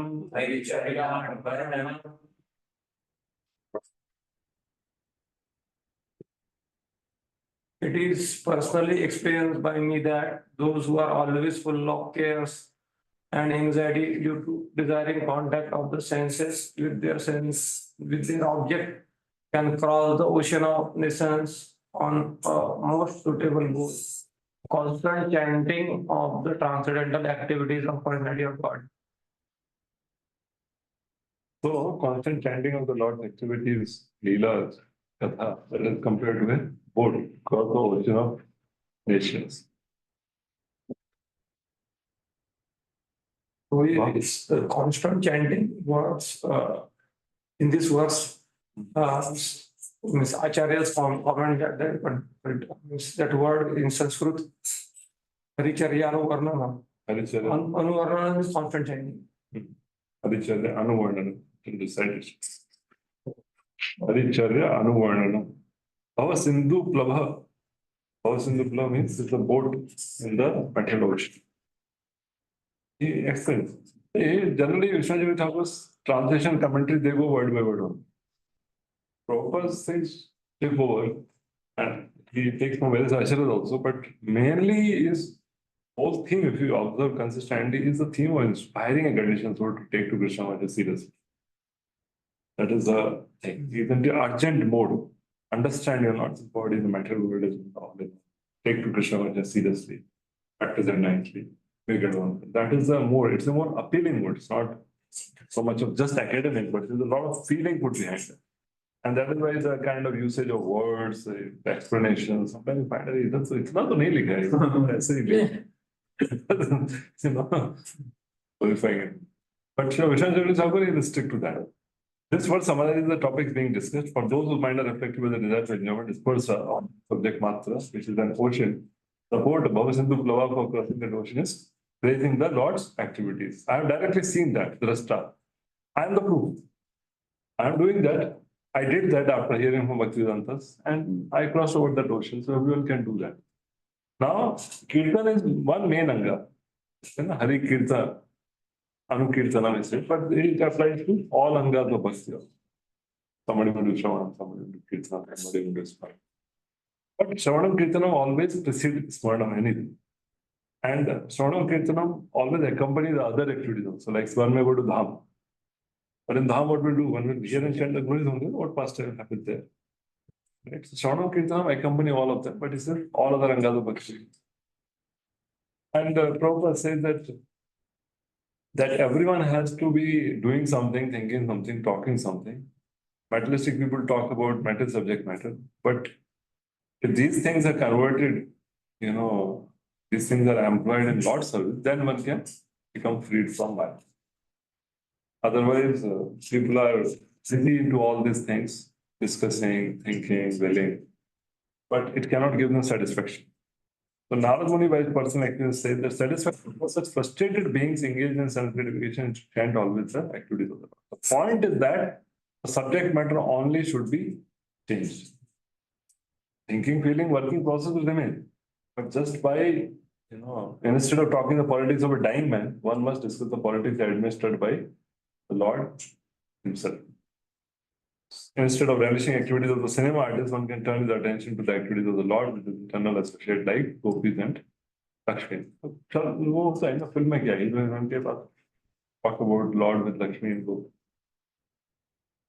So Lord's activities are transcendental, but he manifests them here so that the conditioned souls can be benefited. By doing so, conditioned souls will gradually be promoted to the transcendental position. This is stated from personal experience by such an authority as Sri Narad Muni. And we can have the same experience also if we begin to follow in the tradition of the great says the dearmost devotee. And then he says further. It is true that by practicing restraint of the senses by the yoga system, one can get relief from the disturbances of desire and lust. But this is not sufficient to give satisfaction to the soul. For this satisfaction is derived from devotional service to the personality of Godhead. So one may get one may get relief from ichcha and calm by sense control through yoga process, jnana. But it does not give satisfaction soul. It is negating the negative, but it is nothing positive. Right? It is negating the negative way. The desire and lust, they are causing trouble. So, okay, we control them, we don't indulge in them. But then without positive engagement, still one will fall for it. So one gives those examples. And to conquer desire and lust, it is important to develop the higher. He gives the example of like how Vishwamitra Muni fell slave to Menka and she came. And he did not even see. Menka even did not give any proposal. She just was dancing. But he was just hearing that sound of the ankle bells and these. On the other hand, for Haridas Thakur, Maya Devi came or the Lakshahira came and they were proposing, they were not passive. One thing is passive. Menaka was passive. Menaka was not like talking and they did not speak anything. There was no conversation. She was doing her own thing. That's right. But these were passive. So this allurement was much more powerful than Vishwas Munidhar. And Maya Devi herself came. Menaka is just one tiny instrument in the hand of Maya Devi. Maya Devi herself comes and what can be said? So that because Haridas Thakur was engaged in devotion service, that is why he did not get attracted. So satisfaction comes by practice of devotion service. At other times, the sin can be controlled, but satisfaction will not. And that's why it says that Savai Pamso Paro Dharmo Yato Bhaktir Ahetuki Apratiyata Yen Atma. So one derives great satisfaction of the heart by Ahetuki Apratiyata. Now one may ask the question, we have practicing devotion service for whatever time. Why the heart is not fully satisfied? So there are two things which can be considered. One thing is that we may still not have understood the process of bhakti and we may still be endeavoring in our yogic way or jnani way. Jnani way is to work by intelligence and say, last to the and yogi ways are, रात को ये नहीं करने का है, ऐसा सोने का है, ऐसा बैठने. There are many techniques which people may wonder. People may read even sometimes other organization book also on brahmacharya. They read because some have written very powerful. Like for them, brahmacharya is like the main sadhana. For us, brahmacharya is just one side thing. Our main thing is service to the Lord. If as brahmacharya we can do that, it's well and good. When we feel as brahmacharya we are not able to do it, we are able to do it as grihastha. The main thing is service to the Lord. For them, being a brahmachari is the success of life. For us, it is just one way of attaining. It's a good way, but it's not the end of life. If somebody is not able to live in that ashram, it's fine. And some of the grihasthas are such that brahmacharis will feel ashamed. Even Pune, no person. And I know at least 3 couples who are husband and wife married for 20 years never touched each other. Can you imagine? WhatsApp mobile band kar do to agitation. And here is a woman, they're married in young age, 25, now they're in 40, 45. Having a woman, having all license, having, all things, and not touching, not easy. The brahmachari get so agitated, so distracted, just, in our mind only, just by seeing through eyes. So there are some pure grihastha also in our home. More sense control than brahmachari. And for whatever reason, they just serve in that ashram. So we may not feel satisfied because we might be still into jnana karmadi avratam. Might still be somewhat not understanding the process. The process of bhakti is very simple. Ahetu ki apratiyata. There is no hetu. Main thing is that hetu thing doesn't go away. You know, ashram, we think if I do this, what is the result? What will I get? What will be the outcome? Why should I do that? That hetu thing is so subtle, the fruitive mentality is so subtle, they're not easily detectable. It looks so natural also. Everyone seems to be doing like that. सब कुछ करते हैं तो कुछ ना कुछ करने के लिए करते हैं ना. मेरा डिपार्टमेंट तेरा डिपार्टमेंट अंतर है ना. मेरा डिपार्टमेंट तुम्हारा डिपार्टमेंट है. So especially within an institution, that hetu part is very strong because we have designations, no? We have upadhis, we are in charge, we are athletics. So responsibility is there. So having responsibility but still not be attached, it's not something easy. It's easy to not have responsibility and be detached, but to have responsibility and still make a balance between not too much attachment and not irresponsible is tough. And when hetu is there, apratihata doesn't happen. Because if hetu is not fulfilled, then pratihata. Sometimes we are so gross. You know, one of the devotees, HODs, in charge for something. So he asked another devotee, I'll not tell you names, otherwise you'll have to figure it out, you're all local. So that's why I'm telling A, B, and X, Y, Z. So this devotee asked for something, some team or something, and he couldn't give it for whatever reason. So then that devotee asked, A devotee could not give to B. Right? So now the A is asking B for something. And you know, B is saying, उस time तूने मेरे को नहीं दिया ना, अब दिखाता हूँ. Gross, huh? It's so gross, and I was like, इसको समझाने गया, ये लोग सब 10-15-20 साल हो गया, क्या समझाने का इसको? So this apratihata become pratihata, condition हो जाता है. इसने मेरे साथ किया, तो मैं भी tit for tat. इसको सिखा दूँ, अभी सिखा दूँ, अभी अब आया हूँ पहाड़ घूम के, like this. अभी now it. So these kind of things do happen. You know, attachment to our things, attachment to our people, attachment to our things. So one should take responsibility naturally, because that is the God-given or authority-given responsibility. But at the same time, one has to be very broad-minded and see that what is personal and what is for the mission. These are subtle aspects. So because of that, not having ahitya prasita, does not happen. So here is saying that now in this verse, there's a beautiful purport which you should read. I will just summarize it. Prabhupada's focus is on the path of bhakti for controlling the mind and senses, rather than yoga. Yoga aims at controlling the senses through bodily exercise, sitting, thinking, feeling, willing, hence are considered serpent. Nada Muni recommend another method for controlling the senses, the transcendental loving service of Gopura. By his experience, he said that devotional service to the Lord is more effective and practical than the system of artificially controlling the senses, because senses by nature are active. So engaging them positively is a better path than to restrict them.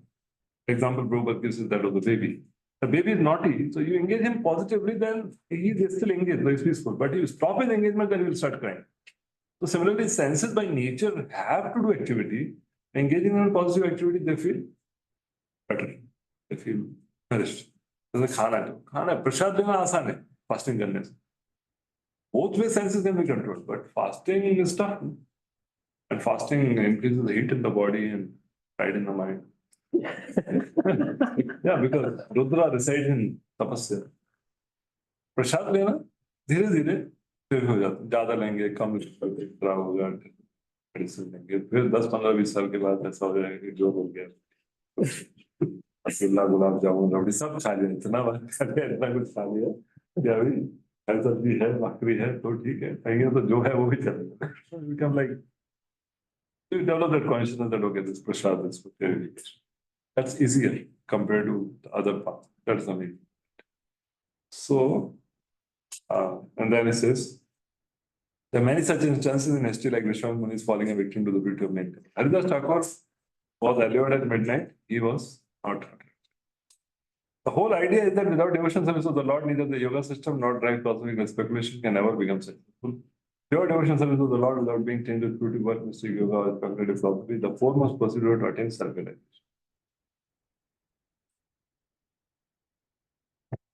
So when the transcendental devotion is mixed with the subordinate process, it is no longer transcendental, but it's called mixed devotion.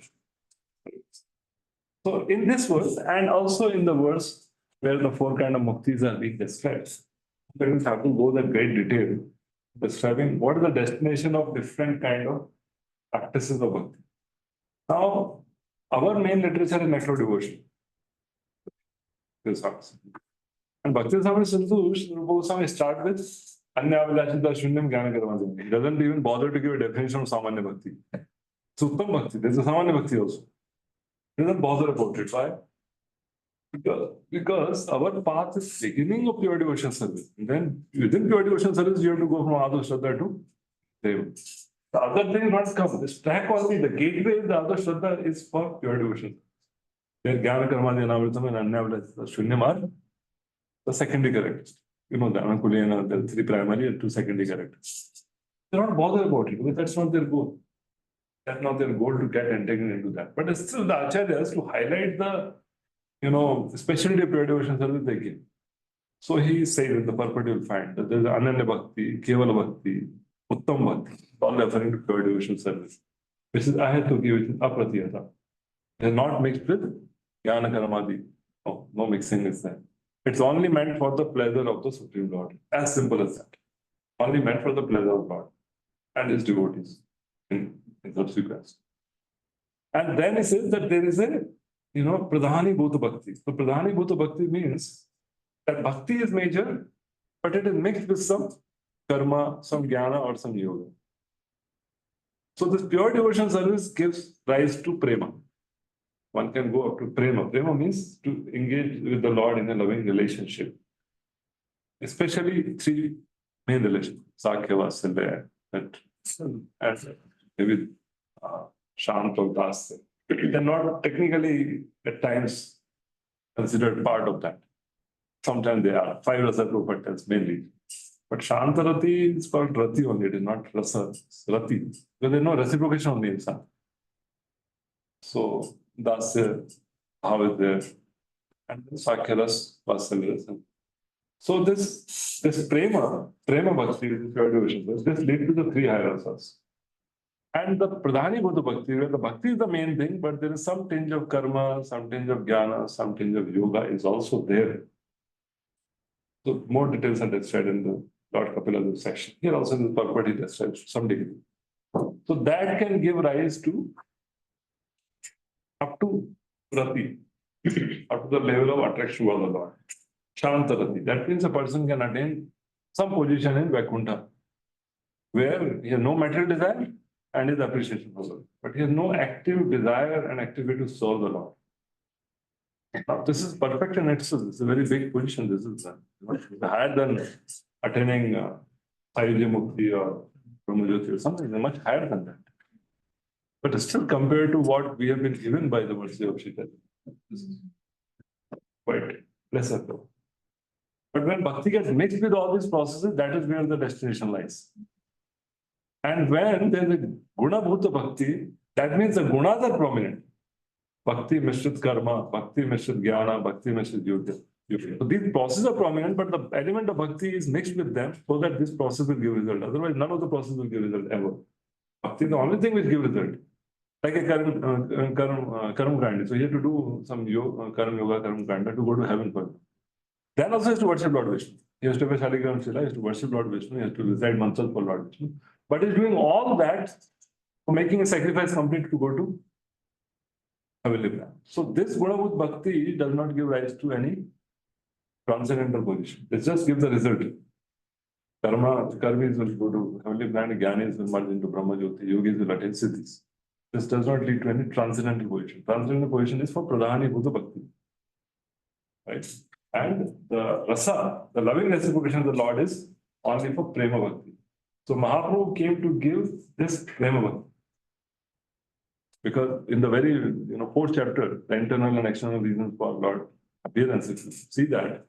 And Krishna is contemplating that the whole world is worshipping me with awe and reverence. Nobody is there coming in that mood of having a relationship of friendship or relationship of paternal love with me. So now I will come and give the living entity this chance. Because Mahaprabhu came to give that the beginning is Adar Shraddha, the pure devotion service is the only way. When we get into mix, that's why Prabhupada practically, whatever I have read in Bhagavatam, he never discusses about the goal of other process at all. Also, other acharyas have written. They have written very technically. Karma Mishrit Bhakti kahan jayega, Bhakti Mishrit Karma ka kya hoga. All technicalities are defined in Vishwajagata Thakur's Prabhupada. But Prabhupada never highlighted that. Why? Because people are already so confused. Already within the institution, they are so confused. This speaker is saying this speaker is saying that. जब करना है कि पढ़ना है, सेवा करना है, साधना करना है, हाँ, बुक डिस्ट्रीब्यूशन करना है, ज्ञान संकीर्तन करना है, इतना अभिनंदन ऑलरेडी है. और आप बता दो कि कर्म मिश्रित, भक्ति मिश्रित, दैट मिश्रित, तो और उसका खिचड़ी बन जाएगा. So Prabhupada never turned in detail, but these details are there in the purport to this particular words if you are interested. Again, read it to know that how without our knowledge we have been given the highest thing. It's just to know that what level of thing we are avoiding, just to know that. Not that we practice other inferior process, just to know that what is the superiority of the process that we've been given. So now he says that, oh, Vyasdev, you are freed from all sins, thus I have explained my birth and activities for self-realization as you asked. All this will be conducive for a personal satisfaction also. So Vyasdev asked the question and Narad Muni has completely satisfied them. And here he says Sarvam, I have told confidential knowledge. What is Sarvam? The appearance of Narada's Bhakti. How Narada's Bhakti appears. It types growth and result. Activities of the devotee. Destruction of prarabdha karma by the practice of devotion. How the devotee lives his body, achieving a spiritual body without karma.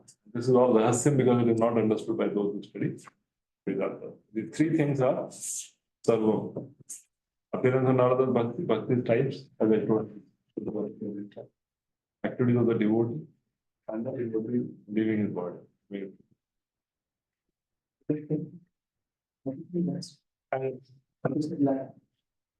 last one. What you said last? After this, three things are explained. Appearance of Narada's Bhakti, how he got pure devotion service, types, Pradhani Bhuta Bhakti, Guna Bhuta Bhakti, that's right.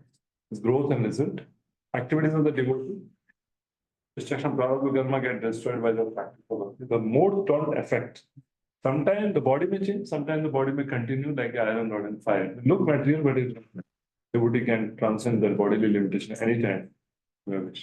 How the devotee leaves his body, then he attains the Siddha spiritual body. And it is rahasya because not understood by Vedanta. So now in this, Prabhupada eliminates the entire process, using the example of Narada Muni, saying the seeds of devotional service were sown by transcendental association, that is, Ado Shraddha Tata, Sadhusam, and they gradually developed by hearing the sages, that is, Bhajan Kriya.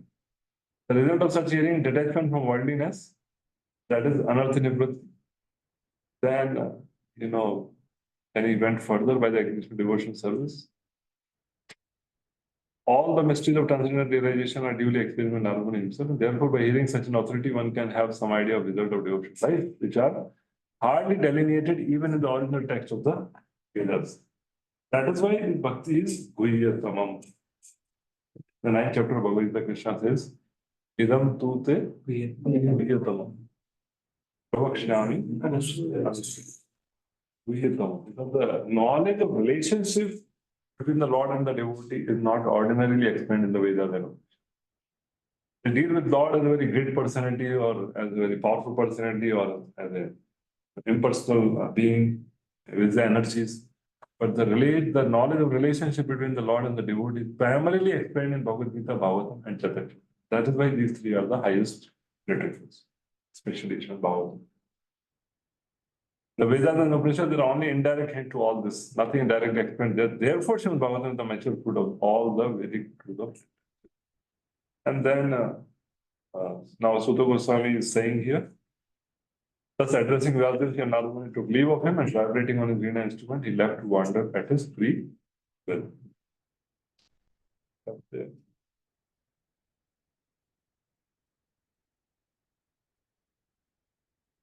So, Prabhupada highlights on the freedom of Narada Muni, how Narada Muni is full-fledged free soul. He can go anywhere, any part of the universe.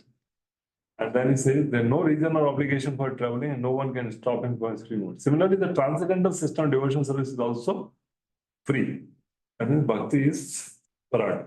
It may or may not develop in a particular person even after he undergoes all the detailed formulas. Similarly, the association of devotees also, one may be fortunate to have it or one may not have it even after thousands of endings.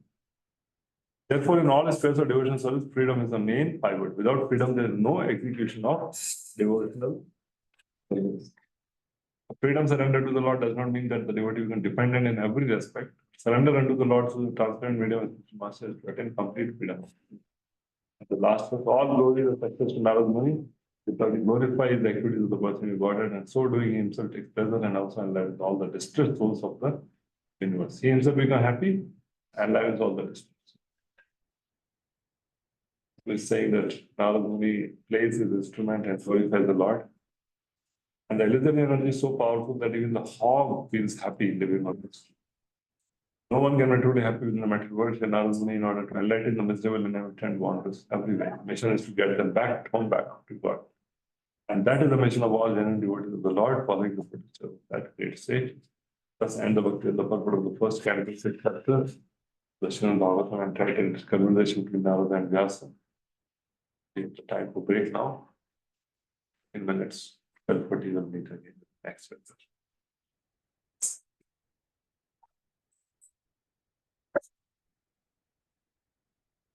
Stop the recording.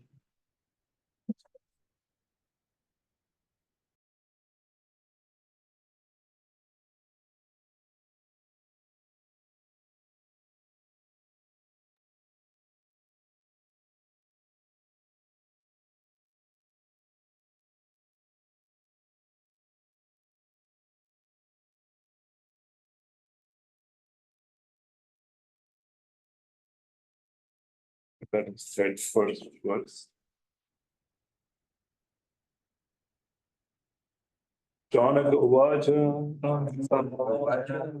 Nirgate Narade Sutta Badarayana Shrutvam Abhipretam Takin Sarvat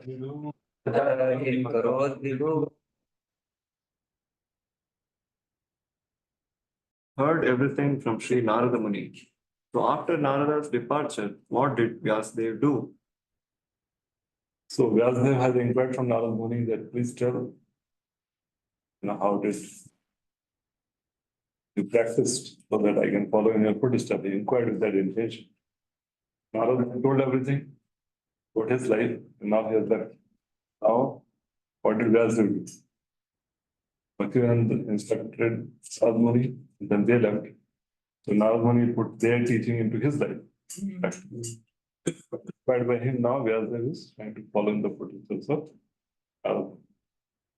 Now, the same spirit is inherited, but apparent manifestation is different with Vyasadeva is Narada Muni's disciple, doesn't mean that Vyasadeva also has a veena and he also goes there.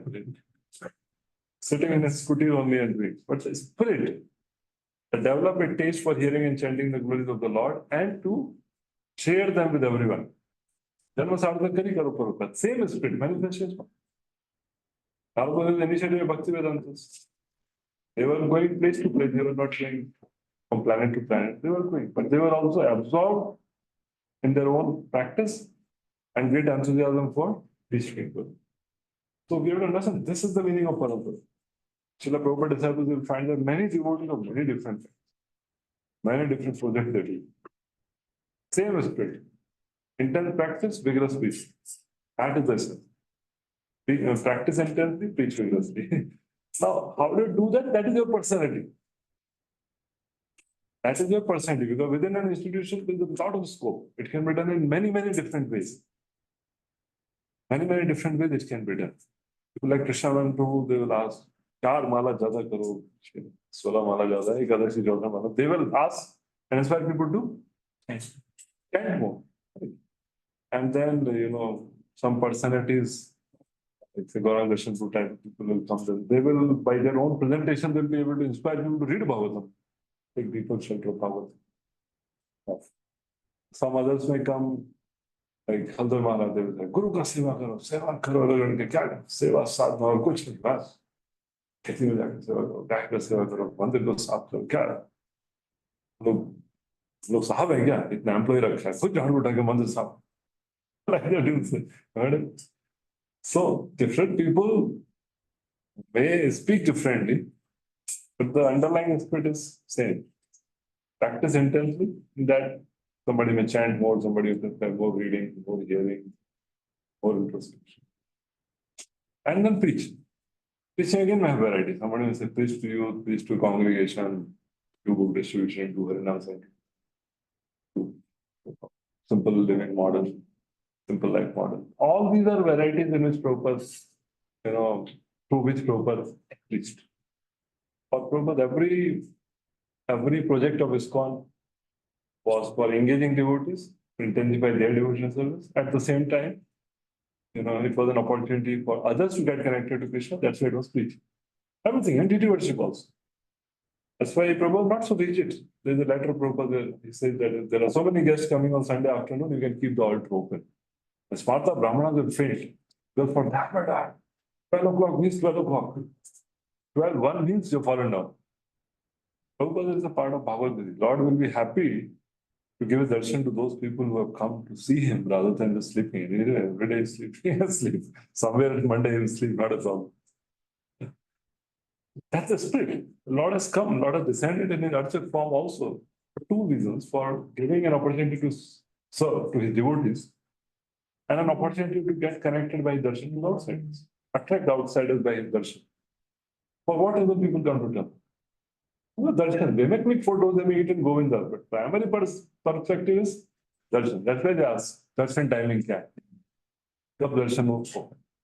There are many other things, such secondary, but primary thing is darshan. So Vyasadeva acquired the same spirit, although apparently his activities look different. He was not traveling and preaching like Narada. But he has the same compassionate spirit of Narada, where he meditated on the passion of the Lord and then elaborated. Narada wrote only Narada Bhakti Sutra. Vyasadeva wrote. Sukadeva Goswami acquired same spirit.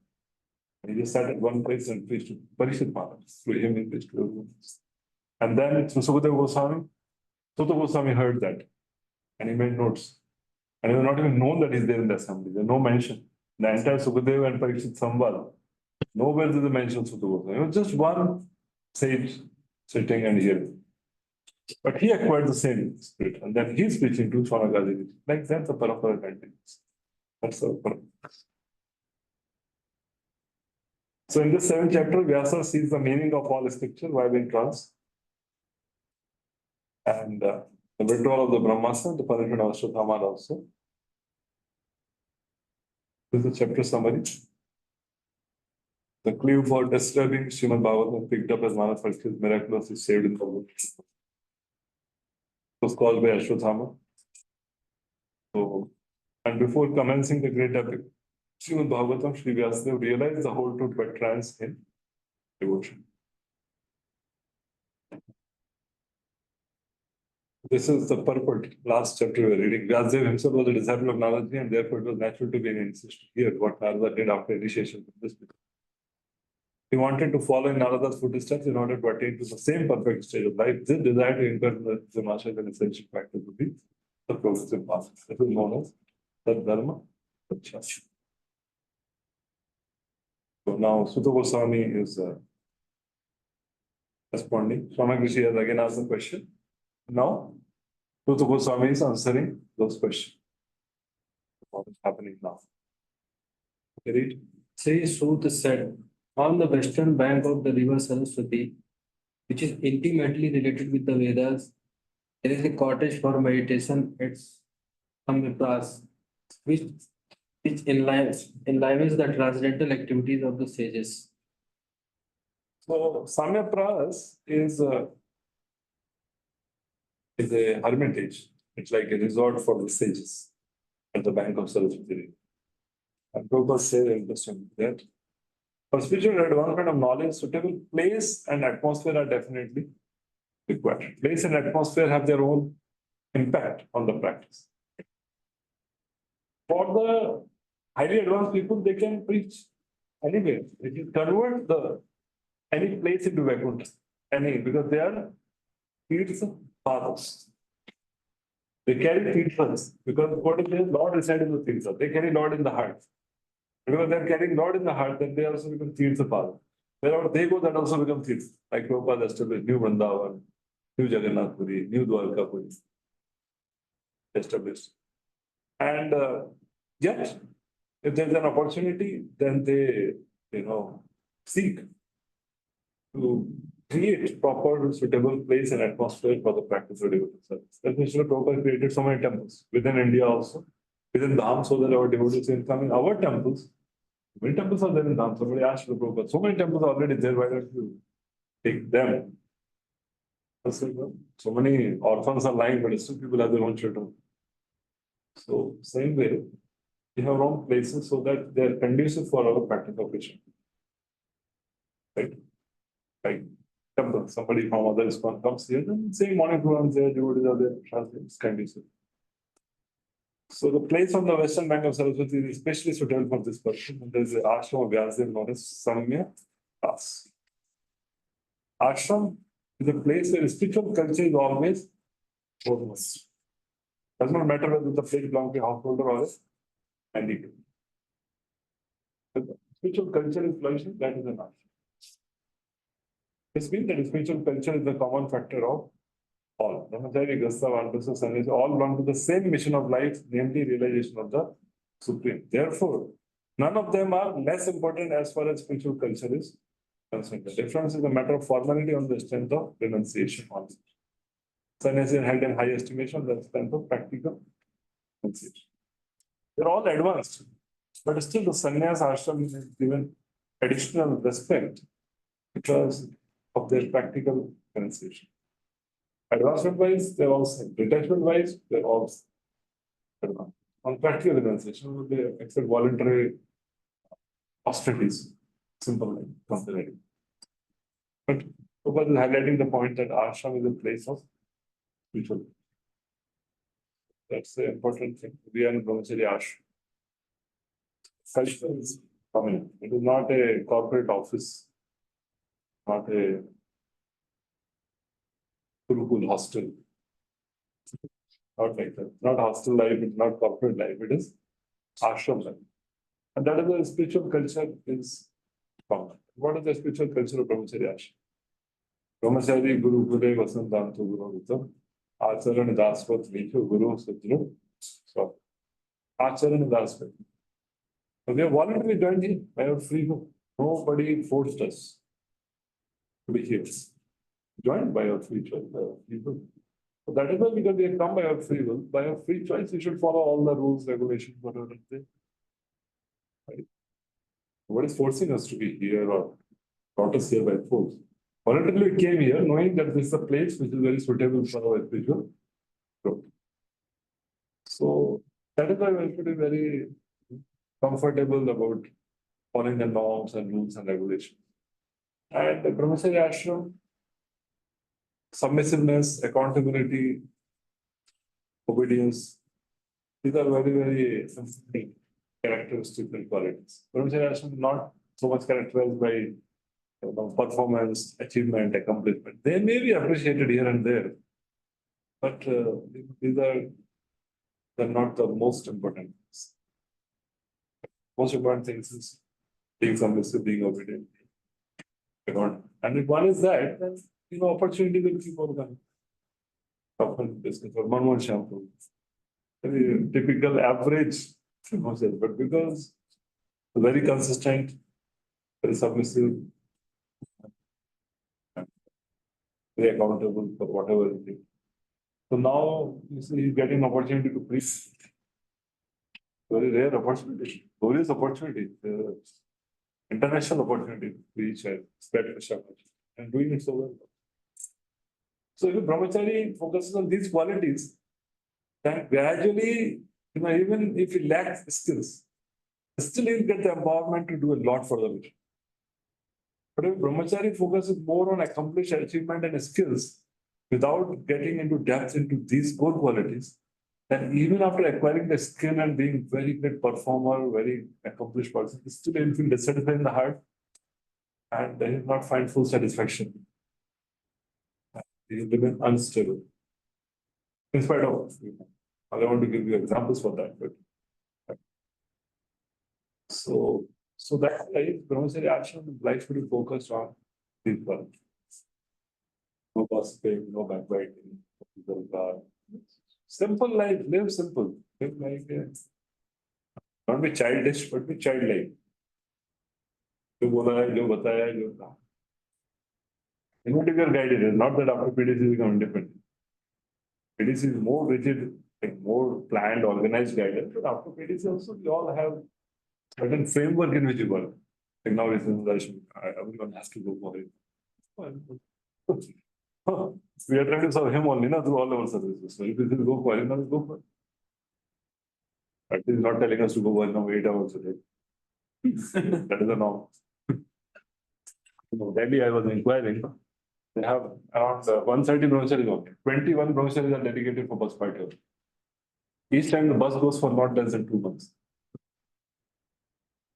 We can't imagine such 2 months on bus, leaving the ashram, Canto, Shravan, festivals, guest speakers, austerity.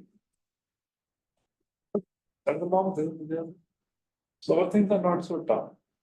So one should work on these qualities. Discipline, submissiveness, obedience, accountability. These qualities are cultivated in the beginning of our ashram life. Then this is strong foundation. Then the building can go many heights, whatever Lord desires. Whatever we are able to do, we find satisfaction. What can empower us to whatever He wishes. But we not focus on these core things, foundational things, and get into other sources. Skills and speaking and I really get what's name. We try to make a building without a proper foundation. It not be sustained. A person interaction with the devotees were very popular also, including like Vaibhav. Somehow, Vaibhav is of course senior, but because he's from Pune and before he became celebrity, he was quite excessive. Come to Pune also a few times. And now we are of course like similar joining, similar period. So they're all very stably situated in their Western qualities, their submissiveness to the spiritual master, their morning sadhana. They're all very well situated. That's how they can take up that road. People only see the external thing, normally like don't see the other part of their purity and sadhana because there is so many troubles. So we should try to do whatever best we can do as per the need of the mission and for the guidance, not get carried away by that, focus on the core qualities of the Brahmacharya ashram and the culture. Brahmachari, Guru Kule was stayed in the shelter of the Guru. And what is the Acharan Daswati? He is ready to do any meaningful service. Whatever comes up, he does it. Preaching comes, preaching it does it. Maintenance comes, maintenance he does it. Sharan serving, book distribution. Whatever comes up, he does it. That's all. He doesn't have that I will do this, I will not do this, I like to do this. Well, we may have liking if we are, we are given what we like to do well and good. If we are told to do something which we may not have very natural liking, we still do it because it's for Krishna ultimately. We'll never rise not our liking if we don't practice doing things heartily for the pleasure of Krishna. That's pure devotion service. Shuddha Bhakti. Otherwise, we remain into Karma Mishra Bhakti only, then we will not get prema at all. People don't know the science. People think just by doing anything, everything, reading this, reading here, going this place and doing this parikrama, taking bath here, they'll get prema. No. Prema is the property of only pure devotees of the Lord.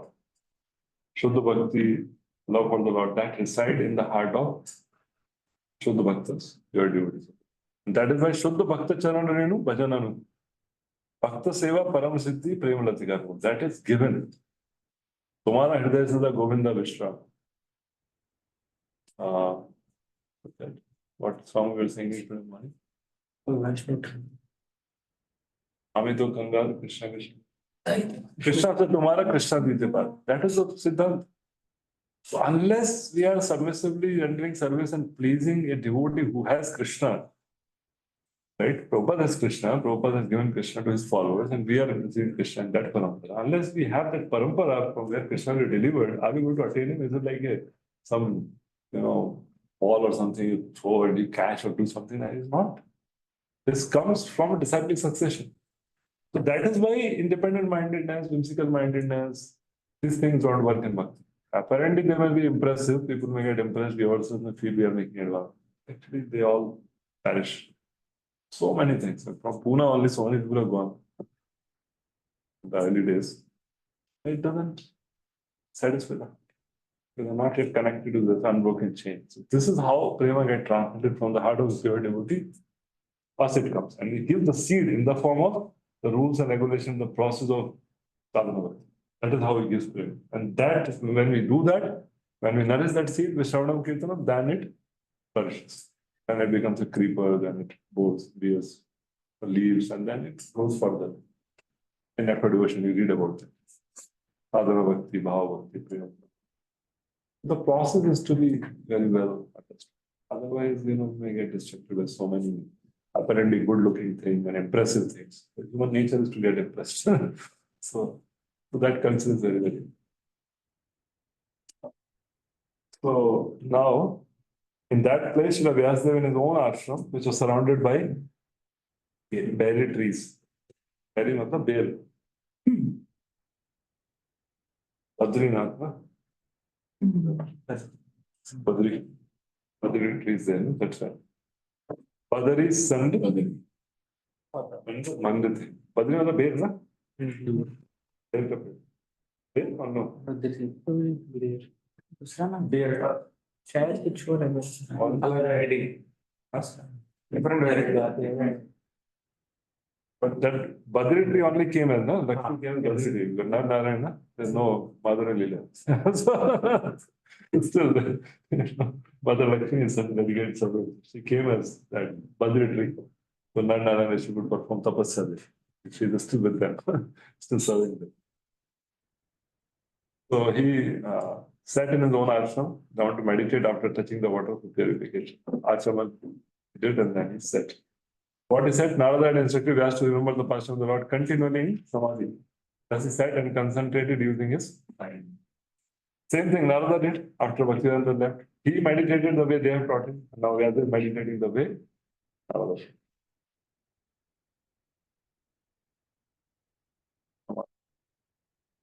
Now what happens now? Now in these 3 verses, the description is given that what Vyasadeva saw in the meditation. It's very important because this is the root, foundation of what the message of Bhagavatam is. So let's recite it. Bhakti yogena manasi, Bhakti yogena manasi. samyak pranihite male, Samyak pranihite male. apashyatat purusham purnam, mayam chatat tadab ashrayam. So now he's seeing the Lord with internal energy, that is Sarupati, and the external energy, that is Maya. Apashyatam purusham purnam, maya chatat ashrayam. Thus, he fixed his mind, perfectly engaging it by linking it in devotional service, Bhakti Yoga, without any tinge of materialism. And thus he saw the absolute personality of Godhead along with his external energy, which was under full control. Yeah. So he saw Krishna with his energies and his spiritual expansion, and also saw Maya, who took shelter behind the Lord. He's the shadow of the Lord. Chaya vayasya vivanani vivarti Durga. Chaya, Chaya means behind. When you see the person from the front, you see the Chaya there. So mind was purified by Bhakti, Bhakti Yogena Male. He saw the perfect form of Purusha. This means Krishna, because Krishna Parama Purusha is, later he will say.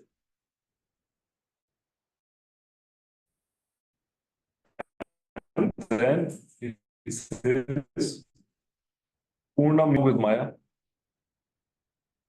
Maya is mentioned separately, Maya, because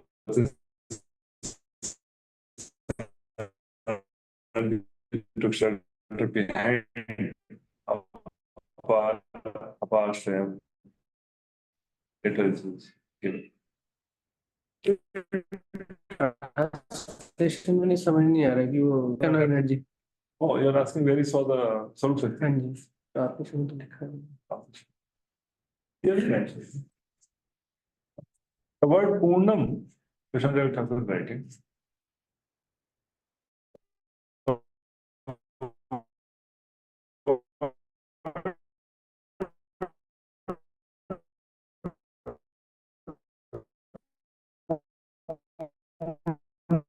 When he said this, saw the Purnam word is, then Purnam is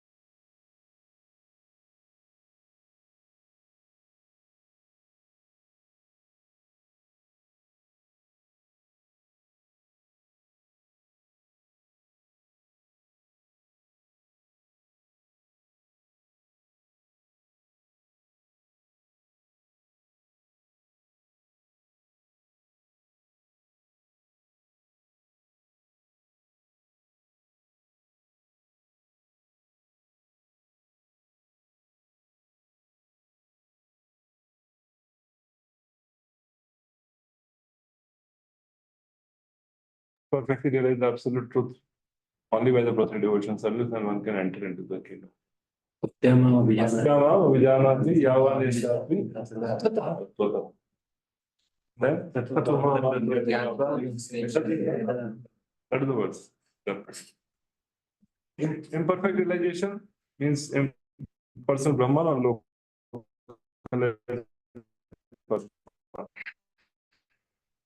The Narada advised Shivasa to become absorbed in transcendental meditation of the personality of Godhead and his activities. Take notice of the effulgence of Brahman, because that is not absolute vision. Absolute vision is personality of Godhead as it is confirmed in the Bhagavad Gita, Vasudeva Sarvamati. That is Hiranmayana Pathya. And in the Bhagavad Gita, the Purusha is confirmed as the eternal and original person. You find it. Yoga Swami is writing. Absolute personality of Godhead is a perfect person, and he has manifold energies, like internal, external, and marginal energies. Energy mentioned here is the external energy, as will be clear from the statement of our activity. Internal energy is there along with the absolute person, as the moonlight is there with the moon. That's like we say, Shri Radha Ramana. Radha Ramana means she is always there in the heart.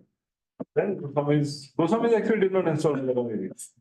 Goswamis did not install other nine deities. Madan Gopal, Govind Dev, Gopinath. Jano Devi, she installed serve them more closely and see them. Goswami is always worship Radharani in heart of Krishna. Radha Raman कैसे पूछो? Radharani के पास में गद्दी है. That is considered Radharani. Otherwise, Radharani is always performing pastime with Radharani. गति मतलब bed. Passes. Seat and base. What they call it? What they call it? Vedi. Maybe. You can see that in the photo. So they say that half of Radharani is Radharani. Like Ardhanarishwar sometimes. They have very rustic thing. Krishna and Radharani cannot be separated. Right. They have energy and energetic property. और गद्दी में आदमी के representative है. Gandhi representative वहाँ पे ornament लगा. So the word apartrayam suggests that this energy of the Lord is under full control. Internal potency is called Maya, but it is spiritual Maya or energy exhibited in the absolute realm. When one is under the shelter of internal potency, darkness of material ignorance is at once dissipated. 9.13 concept.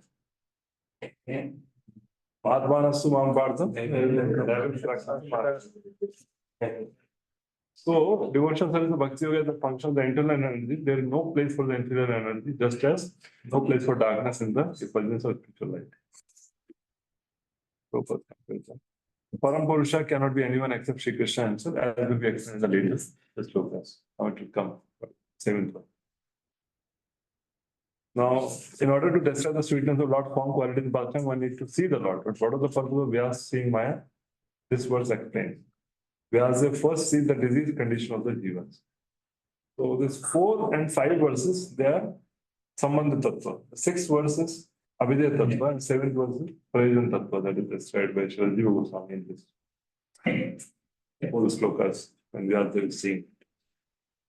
Very famous verse. Jaya sammohito jiva. Atmanam trigulatmakam. Aropi manate anartham.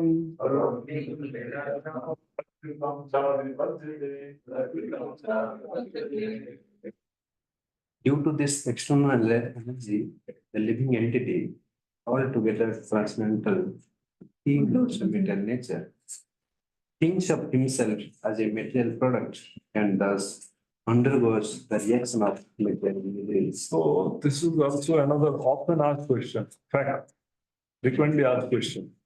Living entity is beyond the modes, it's purely spiritual in Satchidananda. How and when it comes under the control of this illusory potency and how it can be so forgetful? लगता ही नहीं है कि महात्मा है। इतना सुनने के बाद भी इतना करने के बाद भी ऐसा फील नहीं आता कि आत्मा है। बॉडी उसकी इतना जकड़ के पकड़ के रखा है। So now Vyasadeva is defining due to this external energy. Maya Shakti जो देखा apart from that means that it is fully under the control of the Lord, but he saw that energy, and because of that energy, living entity, although transcendental to the 3 modes, thinks of himself as a material product and thus undergoes the reaction of material misery. That is not. What are the purpose of just seeing Maya? This was saying. How can Jiva afflicted by the material disease? Actually, it is the sweetest in us in the beginning to learn Bhagavad. Jiva is afflicted by material disease, no? So there can be no prescription for cure without first seeing the disease.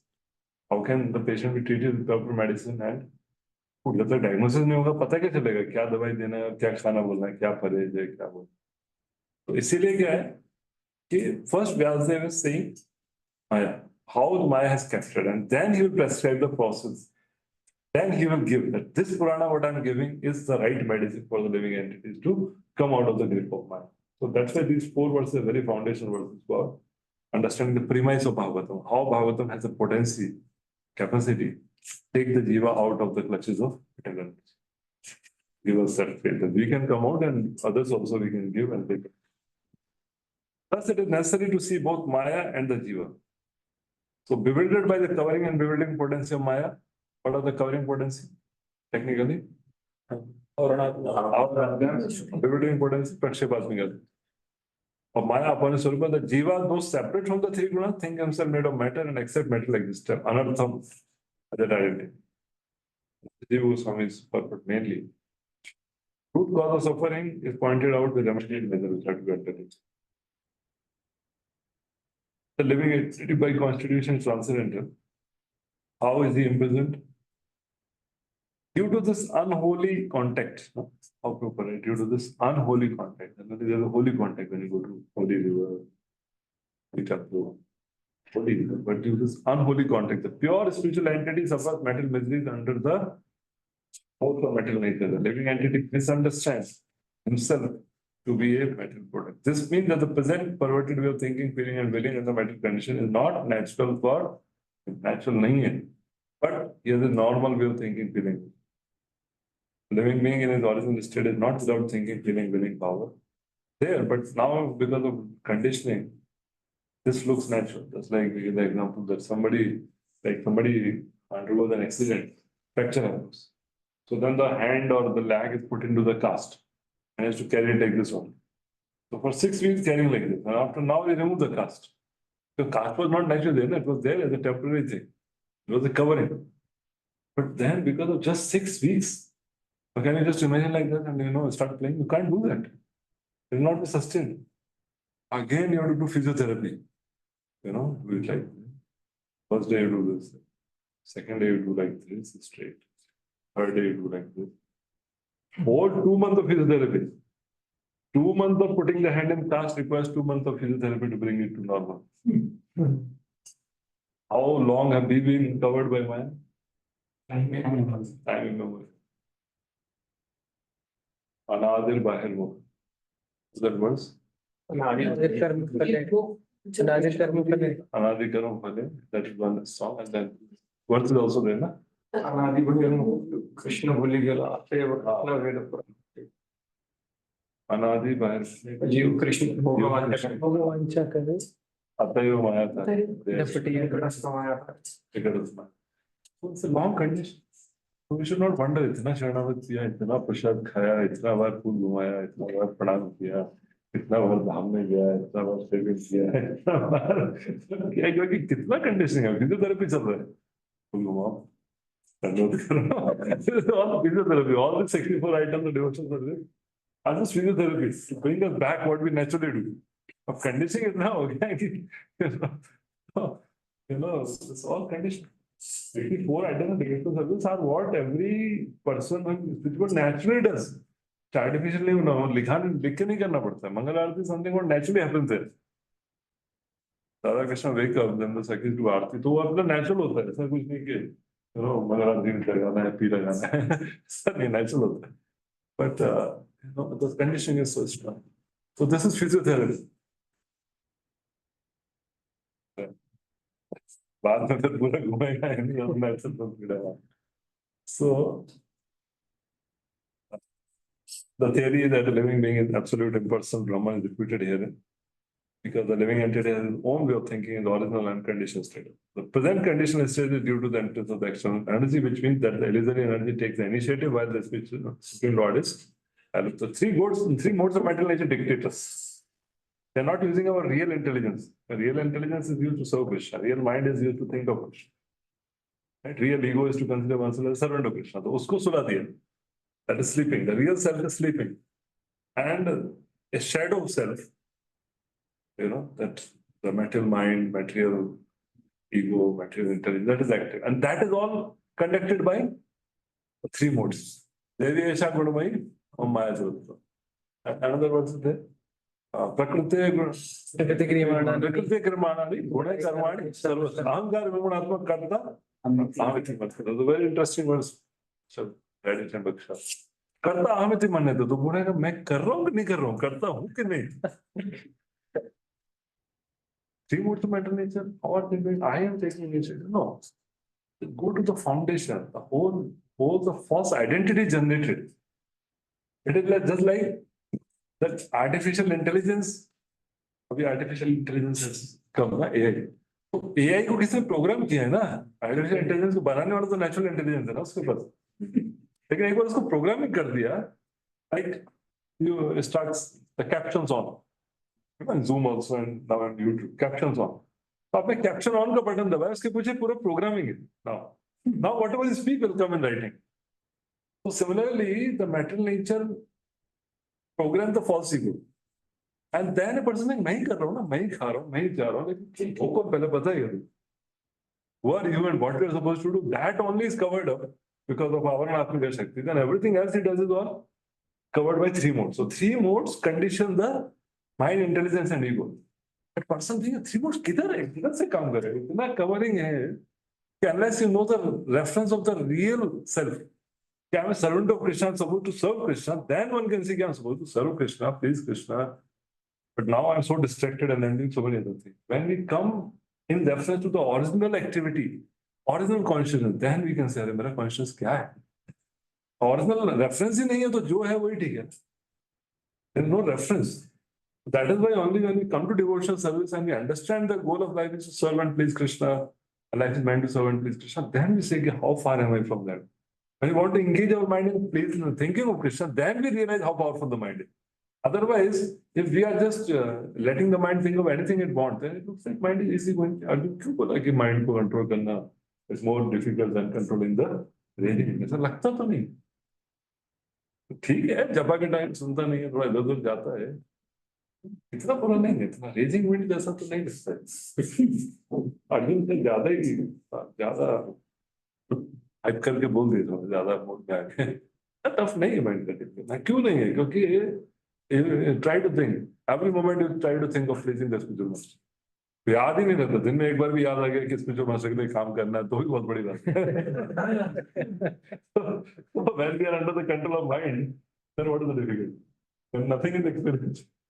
Like Yadad writes in the book that he's telling Prabhupada that so Prabhupada, I try to remember Krishna, but I'm not able to remember. I think sometime sometimes you're all the time in Maya. Sometimes you realize it. So that's like when we come in contact with Srimad Bhagavatam, the characters of Srimad Bhagavatam and the very exalted devotees who are living moment by moment for the pleasure of Krishna, remembering Krishna, then we understand how tough Sunday. We mix out together. Sometimes devotee give good contribution in service and he do good seva. While speaking, he explains through his mouth that I did this, that this, because of this happened. And we could not discourage and we could understand that this is the ego is. So what to just we have to hear and let it whatever happening is what to do, how to deal with the situation sometimes. Devotee he himself says that I did this, I did because of that I preached those people, so they are now regular now and they are now stable now. Something we speak sometimes. Some people may speak like that, but it's true also. But in spiritual point of view, it's sometimes it makes sense that entire process of spiritual life is to refine oneself very well. We should not speak like that for no good reason. If others are speaking, we should pat on the back and say, "Kya पूरा गाड़ी को पूरा हिला दिया, centre 4 BHK के 4 flat. If others are appreciating them, we should join them. क्या एकदम इतना ही क्या आपका कैपिटल 10,000 लोगों का है अभी 100 लोगों में ही आप कहाँ सेटिस्फाई हो गए अभी तो और बहुत कुछ you know if we are not their mentor we are the friend on we should not become insecure मैंने क्या किया उसने किया मैंने क्या किया इसके पास 100 लोग मेरे पास कितने we should not become insecure we should not feel bad they are saying in a friendly way you know boasting भी करना तो friend के साथ ही कर सकते हैं ना सीनियर के साथ करेगा नहीं जूनियर के साथ boasting भी किया boasting भी कर रहा है तो भी this process is the purification. Everyone gets purified eventually. Everyone is in different levels. People go through phases. हमको कुछ उसमें वो नहीं करना है. That Krishna will see. And sometimes, like Parvati was giving the class and he was quoting like Hanumanji when he was like, I can go across and I can pluck Lanka and bring it here. I can kill Ravana. I can beat Ravana. तो सब लोग देख रहे हैं. No, Hanumanji looks like boastful, but he is actually speaking. That all this is possible by the mercy of Lord Rama. Mood was not like that, but in that period he was speaking like those words to boost the enthusiasm of all the people. But the same Ravana, same Hanuman, when he is inquired by Ravana, who are you? He said, I am the most insignificant of the monkeys in the army of Sugriva. Everyone else is at least like me or more than me. So you can imagine what kind of. So he was not boastful, but he was doing that to encourage that, you know, मैंने इतना किया तो, you know, just to boost them because they were at the verge of committing suicide, all the monkeys. So sometimes a person, maybe his function is maybe to just to share what all good things are happening through him as an instrument, maybe. Maybe he has some false ego, but whatever is there, that Krishna will take care. We can just appreciate and encourage him more, not have any problem. It will purify our heart. Unless we are mentor and counselor or guide, then you have to talk and say you're not so good. Because anybody who glorifies himself, he loses the credit of all those things. Doesn't get the benefit. It's said in the Shastra. So for us, it's all good. Somebody said, "Can you also add 2, 3 more things?" Because वो भूल गए वो उस program वो program का बोला नहीं उसके बोल. We should not be insecure. Man, when somebody else speaks, we become insecure saying, "मेरा life में क्या है? मैंने क्या किया है? ये इतना इसने इतना किया तो मैं बेकार हो गया." ऐसा नहीं. So we should not glorify ourselves. That is the lesson we learn. And if we have to speak about oneself in the mode of service, sometimes it's required for, you know, the thing Hanuman is saying. मेरे जैसा बंदर कर सकता है तो आप लोग से इतना मान. Sometimes somebody may say, in a very great mood of humility, that Lord can use an insignificant person like me as an instrument to do this much. All of you are more qualified and do so much. So that may be the mood also. So because we don't know what is the intention behind it, we just hear it and we add appreciation and we don't become insecure and we don't have to immediately correct also. We don't have that. So in the conditioned stage, illusory energy takes the initiative, means that illusory energy covers up the ego. So from the basic only, everything goes wrong. I'm the body, this is mind, this is this. So whole thing is wrong, whole script is wrong now. That is how the 3 modes control us. And then, you know, the external energy is aware of this fact that the Lord does not desire that a living being be illusion. But she accepted thankless task of keeping the forgotten soul under illusion by her bewildering himself. The Lord does not interfere with the task of the illusory energy because such performance of the illusory energy are also necessary for reformation of the conditioned souls. And Prabhupada gives 2 analogies, like affectionate father. He hires a teacher. He hires a teacher or a severe man. Prabhupada also used to say that his mother has hired a person. That person used to come and tie Prabhupada with a rope and take him to school because he will not go. Otherwise, his mother's request, he will not go. So they will pay him like that. But the all affectionate father at the same time desires relief for the conditioned soul, relief from the clutches of the illusory energy. And the king puts the disobedient citizen within the walls of the jail. Right? So father hires another man to rectify, and the king may put people in jail. But all this is with the goal of rectification, not with the goal of punishment. Is for rectification. Disciplinary action is there. Similarly, the Supreme Lord descends from his kingdom upon the kingdom of the illusory energy and personally gives relief in the form of Bhagavad Gita, wherein he personally suggests that all of the ways of the illusory energy are very strict to overcome. One who surrenders unto him is free by the order of the. This surrendering process is the remedial measure for getting relief from the bewildering ways of the illusory energy. Thus, the surrendering process is completed by the influence of association. The surrendering process is completed by the influence of association. 325-25. First. Short couple of saying. Tadap Prasangam Mambira Sabido, Oman Hitkar Rasayana.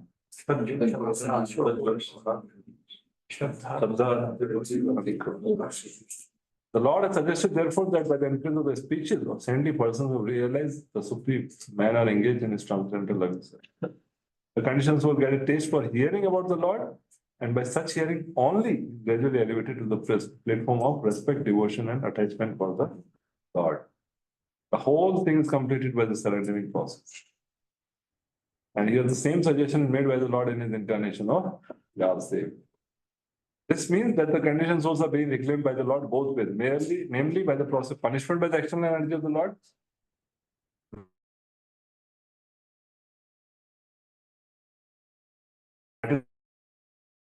Energy pushes, kicks. Lord attract, Maya pushes. दोनों तरफ से.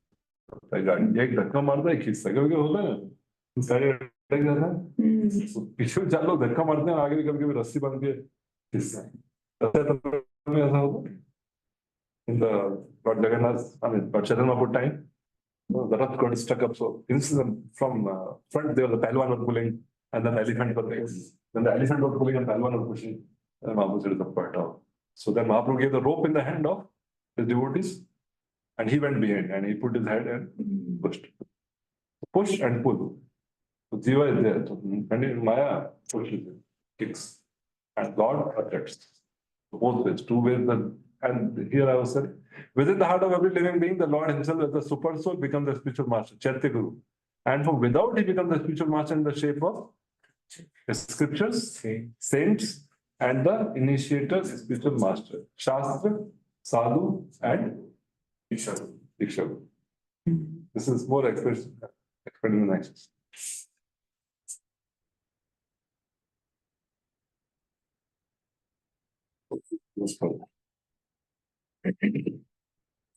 So there he says that this Maya is under the subjugation of the Lord. It's not that Maya covers of the Lord also. Perfect being cannot be approached by the illusory energy. It can only work on the living entity. Therefore, it is sheer imagination that the Supreme Lord is illusioned by the illusory energy and thus becomes a living being. Mayavadi says, no?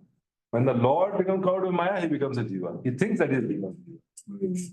The Supreme Lord is always, superior to Maya. Maya, Adhyakshena, and he said, if Lord and Maya would have been one, it would have been quite possible for Yahweh to see it. There would have been no question of material distress on the part of a living being. So there are so many unscrupulous imagination on the part of the monist.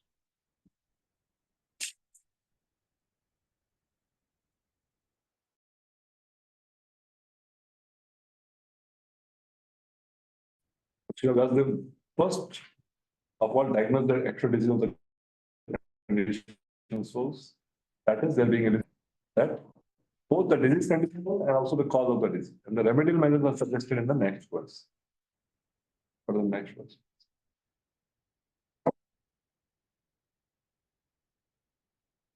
This is the Abhijaya Tattva. 4 and 5 are the Sambandha. Anartho Pashamam Saksha. Anartho Pashamam Saksha.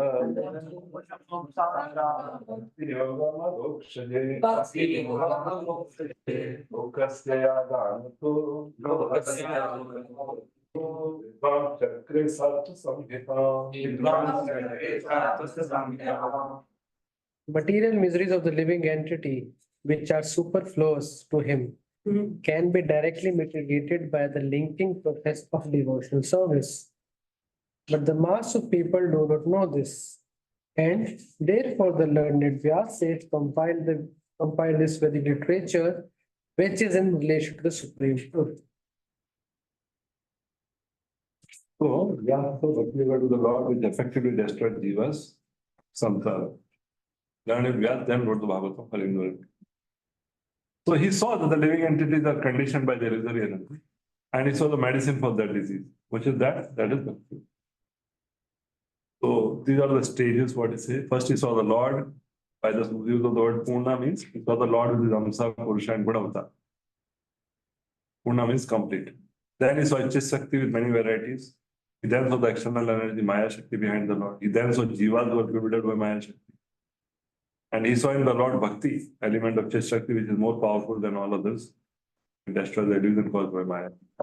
And which arises from the action of his Anugraha Shakti. Having seen all this, he then wrote the Western scripture called Srimad Bhagavatam, which reveals all of this for the ignorant people. This is all the vision of Vyasadeva, the foundation for writing this.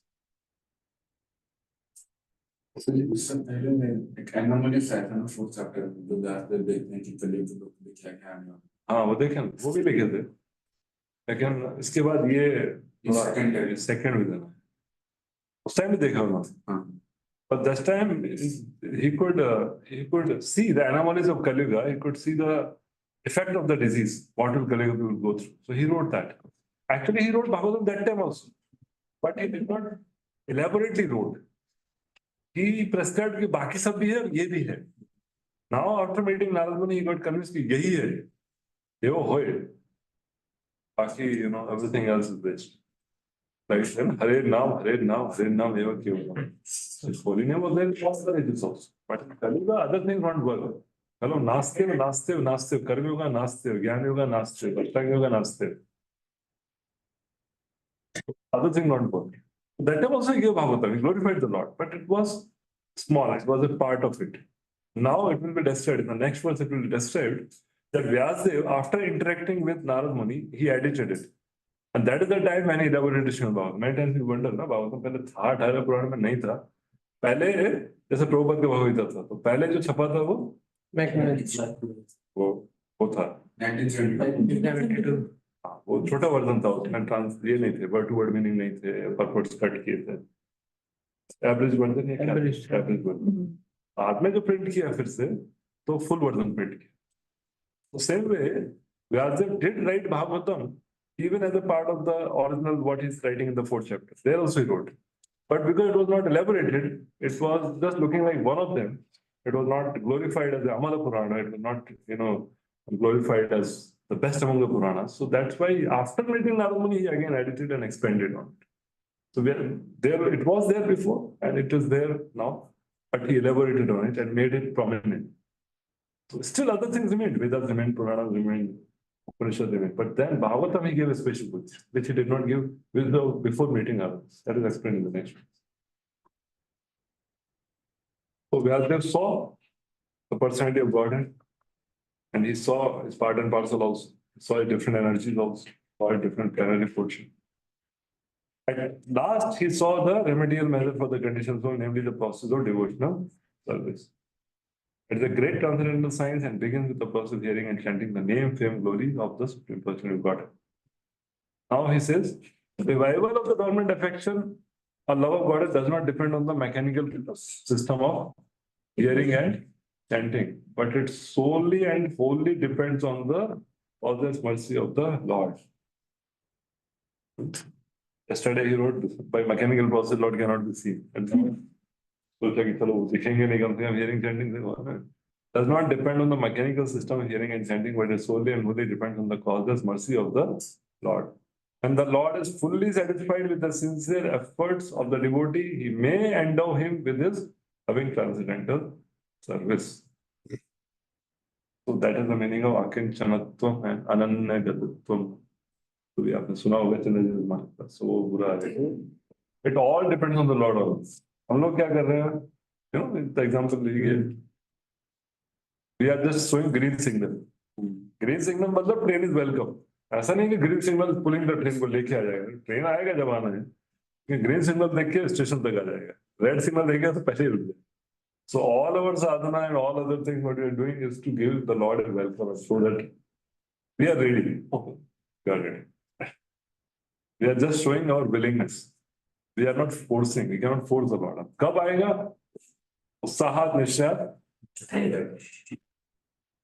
इसीलिए he was telling recently about Mukunda's example. I think Damodar was telling the class. Damodar was telling 10 million lifetimes Mukunda. वो 10 million चलेगा ना, 10 million life time में क्या इतना, already इतना billion life time जा चुका है, तो 10 मिलियन और जाएगा, जा चुका है इतना लाइफ टाइम, तो 10 मिलियन भी चलेगा, कंफर्म है ना, कंफर्म है। अभी आजकल लोग अभी यात्रा का टिकट बुक करा लिया लोगों ने प्लेन में। अब क्या उस समय स्थिति होगी, 30 अक्टूबर को कौन आएगा जाएगा, किसकी सरकार रहेगी, क्या होगा, कुछ नहीं। 6 महीने पहले टिकट बुक करा लिया और लोग सेटिस्फाइड है, कंफर्म टिकट है, 6 महीने निकल जाएंगे। 6 महीने में कितने घंटे होंगे, कितने दिन होंगे, कितने वीक होंगे। तो ऐसे for him 10 million lifetime appeared to be very small because he was seeing the reference of billions of lifetimes what is already spent. तो इसीलिए that the sadhaka determination and proper patience is a sign of surrender. Net of instruction, right? Patience is a sign of surrender. We have to. गुरु जी ने बोला है, कृष्णा ने भगवत गीता में बोला है, भक्ति करते रहो, भक्ति करें। ऐसा नहीं कि we can force. The Lord is like the sun. We cannot force the sun to rise. And our sun rises.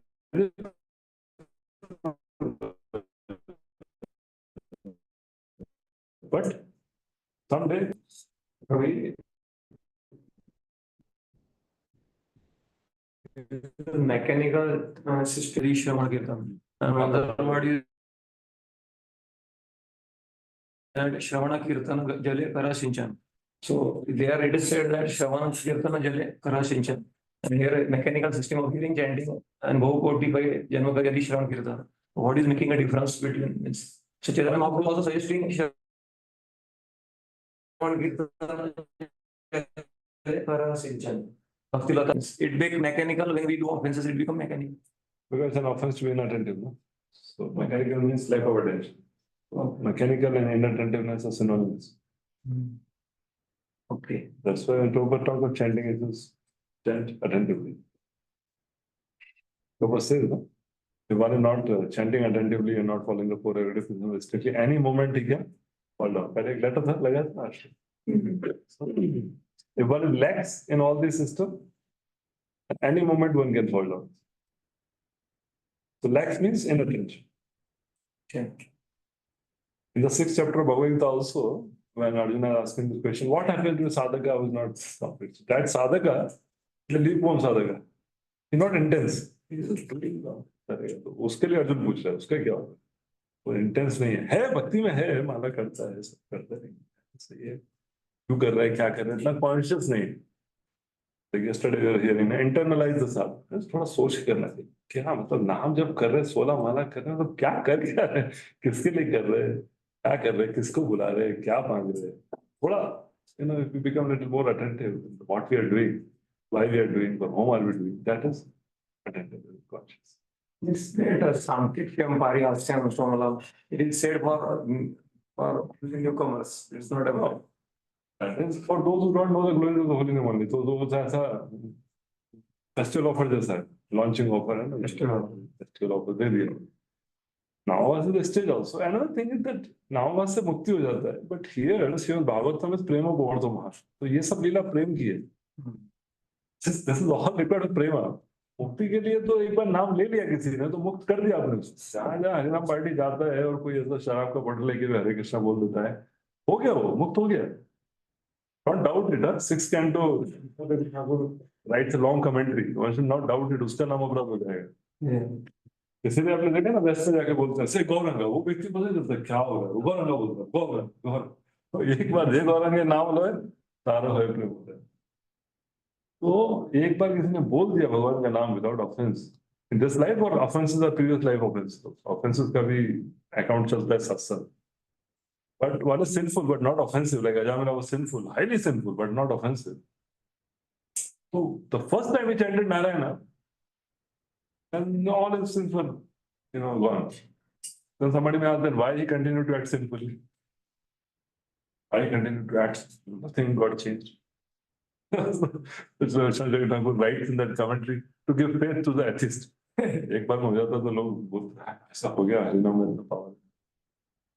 The devotees will understand from Shastra that Abhinay has power, but the atheist will say, "Oh, तो नाम ले रहा था, फिर भी पाप कर रहा था। नाम से क्या हो? नाम से होता है।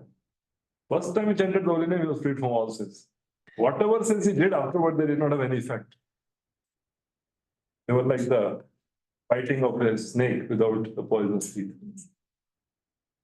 वो पढ़ना चाहिए, होली में बहुत फायदा था उससे। So, so liberation is not a question only. Liberation is a side benefit. Nobody bothers about liberation. But हमको क्या है कि हम लोग पूरा इतना पढ़ाई लिखाई करके नहीं है, डायरेक्ट पीएचडी की क्लास में बैठे, तो अपना first to 10th 11th 12th तो ग्रेजुएशन हुआ नहीं है, बात चला पीएचडी का, हरिनाम का, प्रेम का, रस का, संबंध का, गोलोक का। तो हम लोगों ने वो पहले वाले क्लासेस पढ़े नहीं है, तो थोड़ा सा लाइक वो I'm glad you have not come through that. Not come Prabhupada ने बोला ले लो, take the highest thing and be happy and go out, go back home, back to God without getting into what yogis are doing, karmis are doing. कितना लगता है? मनुष्य नाम सहस्रेषु कश्चित् यतति सिद्धये यततामपि सिद्धानां तत्व था। और हम लोग को तत्व में तो मिलता है, तत्व हमको नहीं मिला तो किसको मिलेगा? तत्व संदर्भ हमारे पास है, तत्व ही है ना, कृष्ण का तत्व ही है ना, कृष्ण तत्व क्या है? So we are given that, but because we never sought that, we have not come through a natural process of inquiring and roaming through all that. हमको बलोत्पादिता दे दिया, हमारा आज्ञा सुकृति का अकाउंट बढ़ा दिया। मैं somebody in the bank account, somebody else puts money into that. तो account में पैसा बढ़ जाएगा ना, तो अकाउंट में आ गया तो आपके अकाउंट में रिफ्लेक्ट होने देखेगा कि पैसा आ गया। So the mercy we have been given, if we really understand it as well, you will faint. कैसे हो गया? हाँ मैं, कहाँ भक्ति, कहाँ चैतन्य महाप्रभु, कहाँ रूप? So that's why one should delight in one's good fortune. You should not become proud. One should definitely delight, because without a delight, there will be no impetus for remaining enthusiastic. Get caught up into petty things. Should delight कितना ऊंचा चीज. When the Lord is fully satisfied with the sincere efforts of the devotee, He may endow him with His loving devotions, transcendental service. But even with the prescribed forms of hearing and chanting, there is that once mitigation of the superfluous and unwanted miseries of material existence. First thing which happens by practice of Shuddha Bhakti, path of Shuddha Bhakti, is pleasure and Shubhata. वो तो पहले आ जाता है, प्रेम भाव तो बाद में आएगा, ये तो साधना भक्ति के बाद तो ठीक से करता है। Such mitigation of material affection does not wait for development of transcendent knowledge. Rather, knowledge is dependent on devotion service for the ultimate realization of the Supreme. साधना भक्ति से वैशाख में होता है। Yes. तो जो लिबरेशन आप कह रहे हैं, वो मतलब इसी लाइफ का लिबरेशन होता है या वो स्टार्टिंग होगी? इसी लाइफ के बाद लिबरेशन है या स्टार्टिंग होगी? Now because we एक बार गौरंगा बोल दिया तो लिबरेटेड या स्टार्टिंग हो गई है? मतलब ये है कि वो एग्जाम्पल कि वो दिल्ली चले गए बट अभी बाहर ही निकले ऐसा, लेकिन दिल्ली चले गए ऐसा करके, तो इसका मतलब क्या है? Generally what will happen is that person will get further association of devotees and will walk on the path of attaining love for the Lord gradually. That path is open. He becomes free from all the sinful activities and reaction of sinful activities. And because that has happened, that's why he comes in touch with the devotees and becomes a devotee. Either now or later. He has walked in a way, now he is enrolled in the school of Bhakti. भक्ति वाला bank account खुल गया। हाँ, भक्ति वाला bank account खुल गया। So material वाला जो part है उसका misery, suffering, that is there. Apparently, it's not that immediately, instantly we see the change, but that is all there as Shankar says, to give faith to the people, to the atheistic minded people. देखो अपने दिया लेकिन कुछ हुआ नहीं. Actually, you're free, and all the sinful activities does not affect. The reaction does not affect.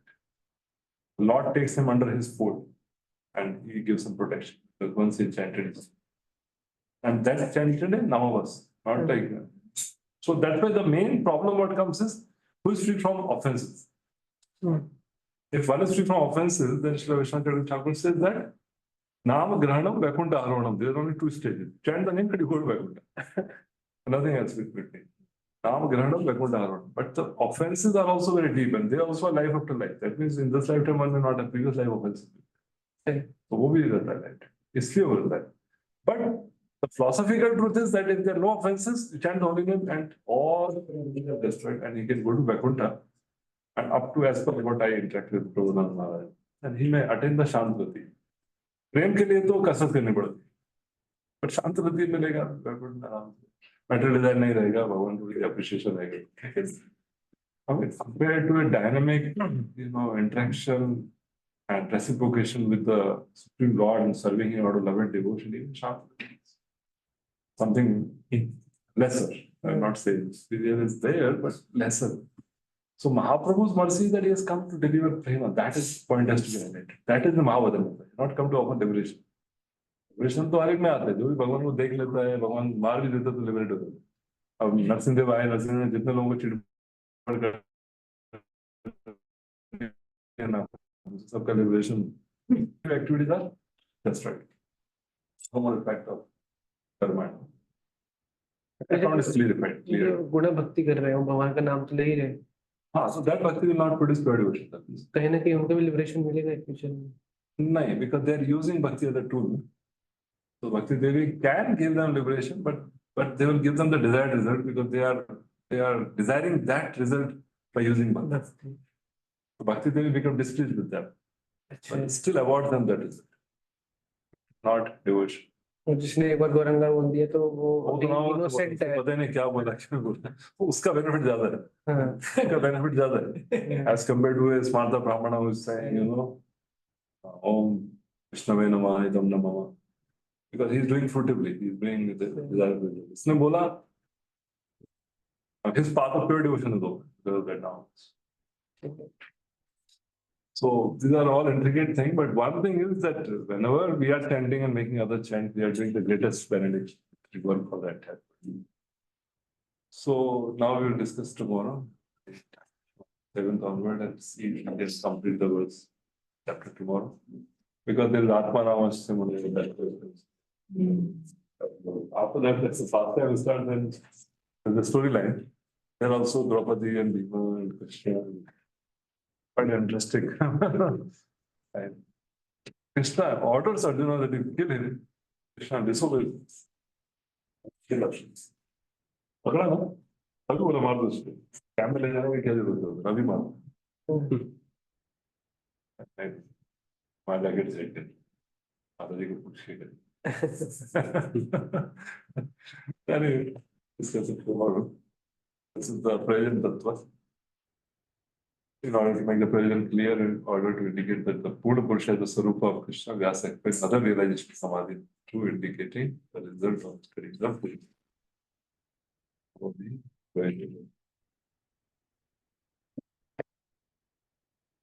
Okay, so tomorrow 10.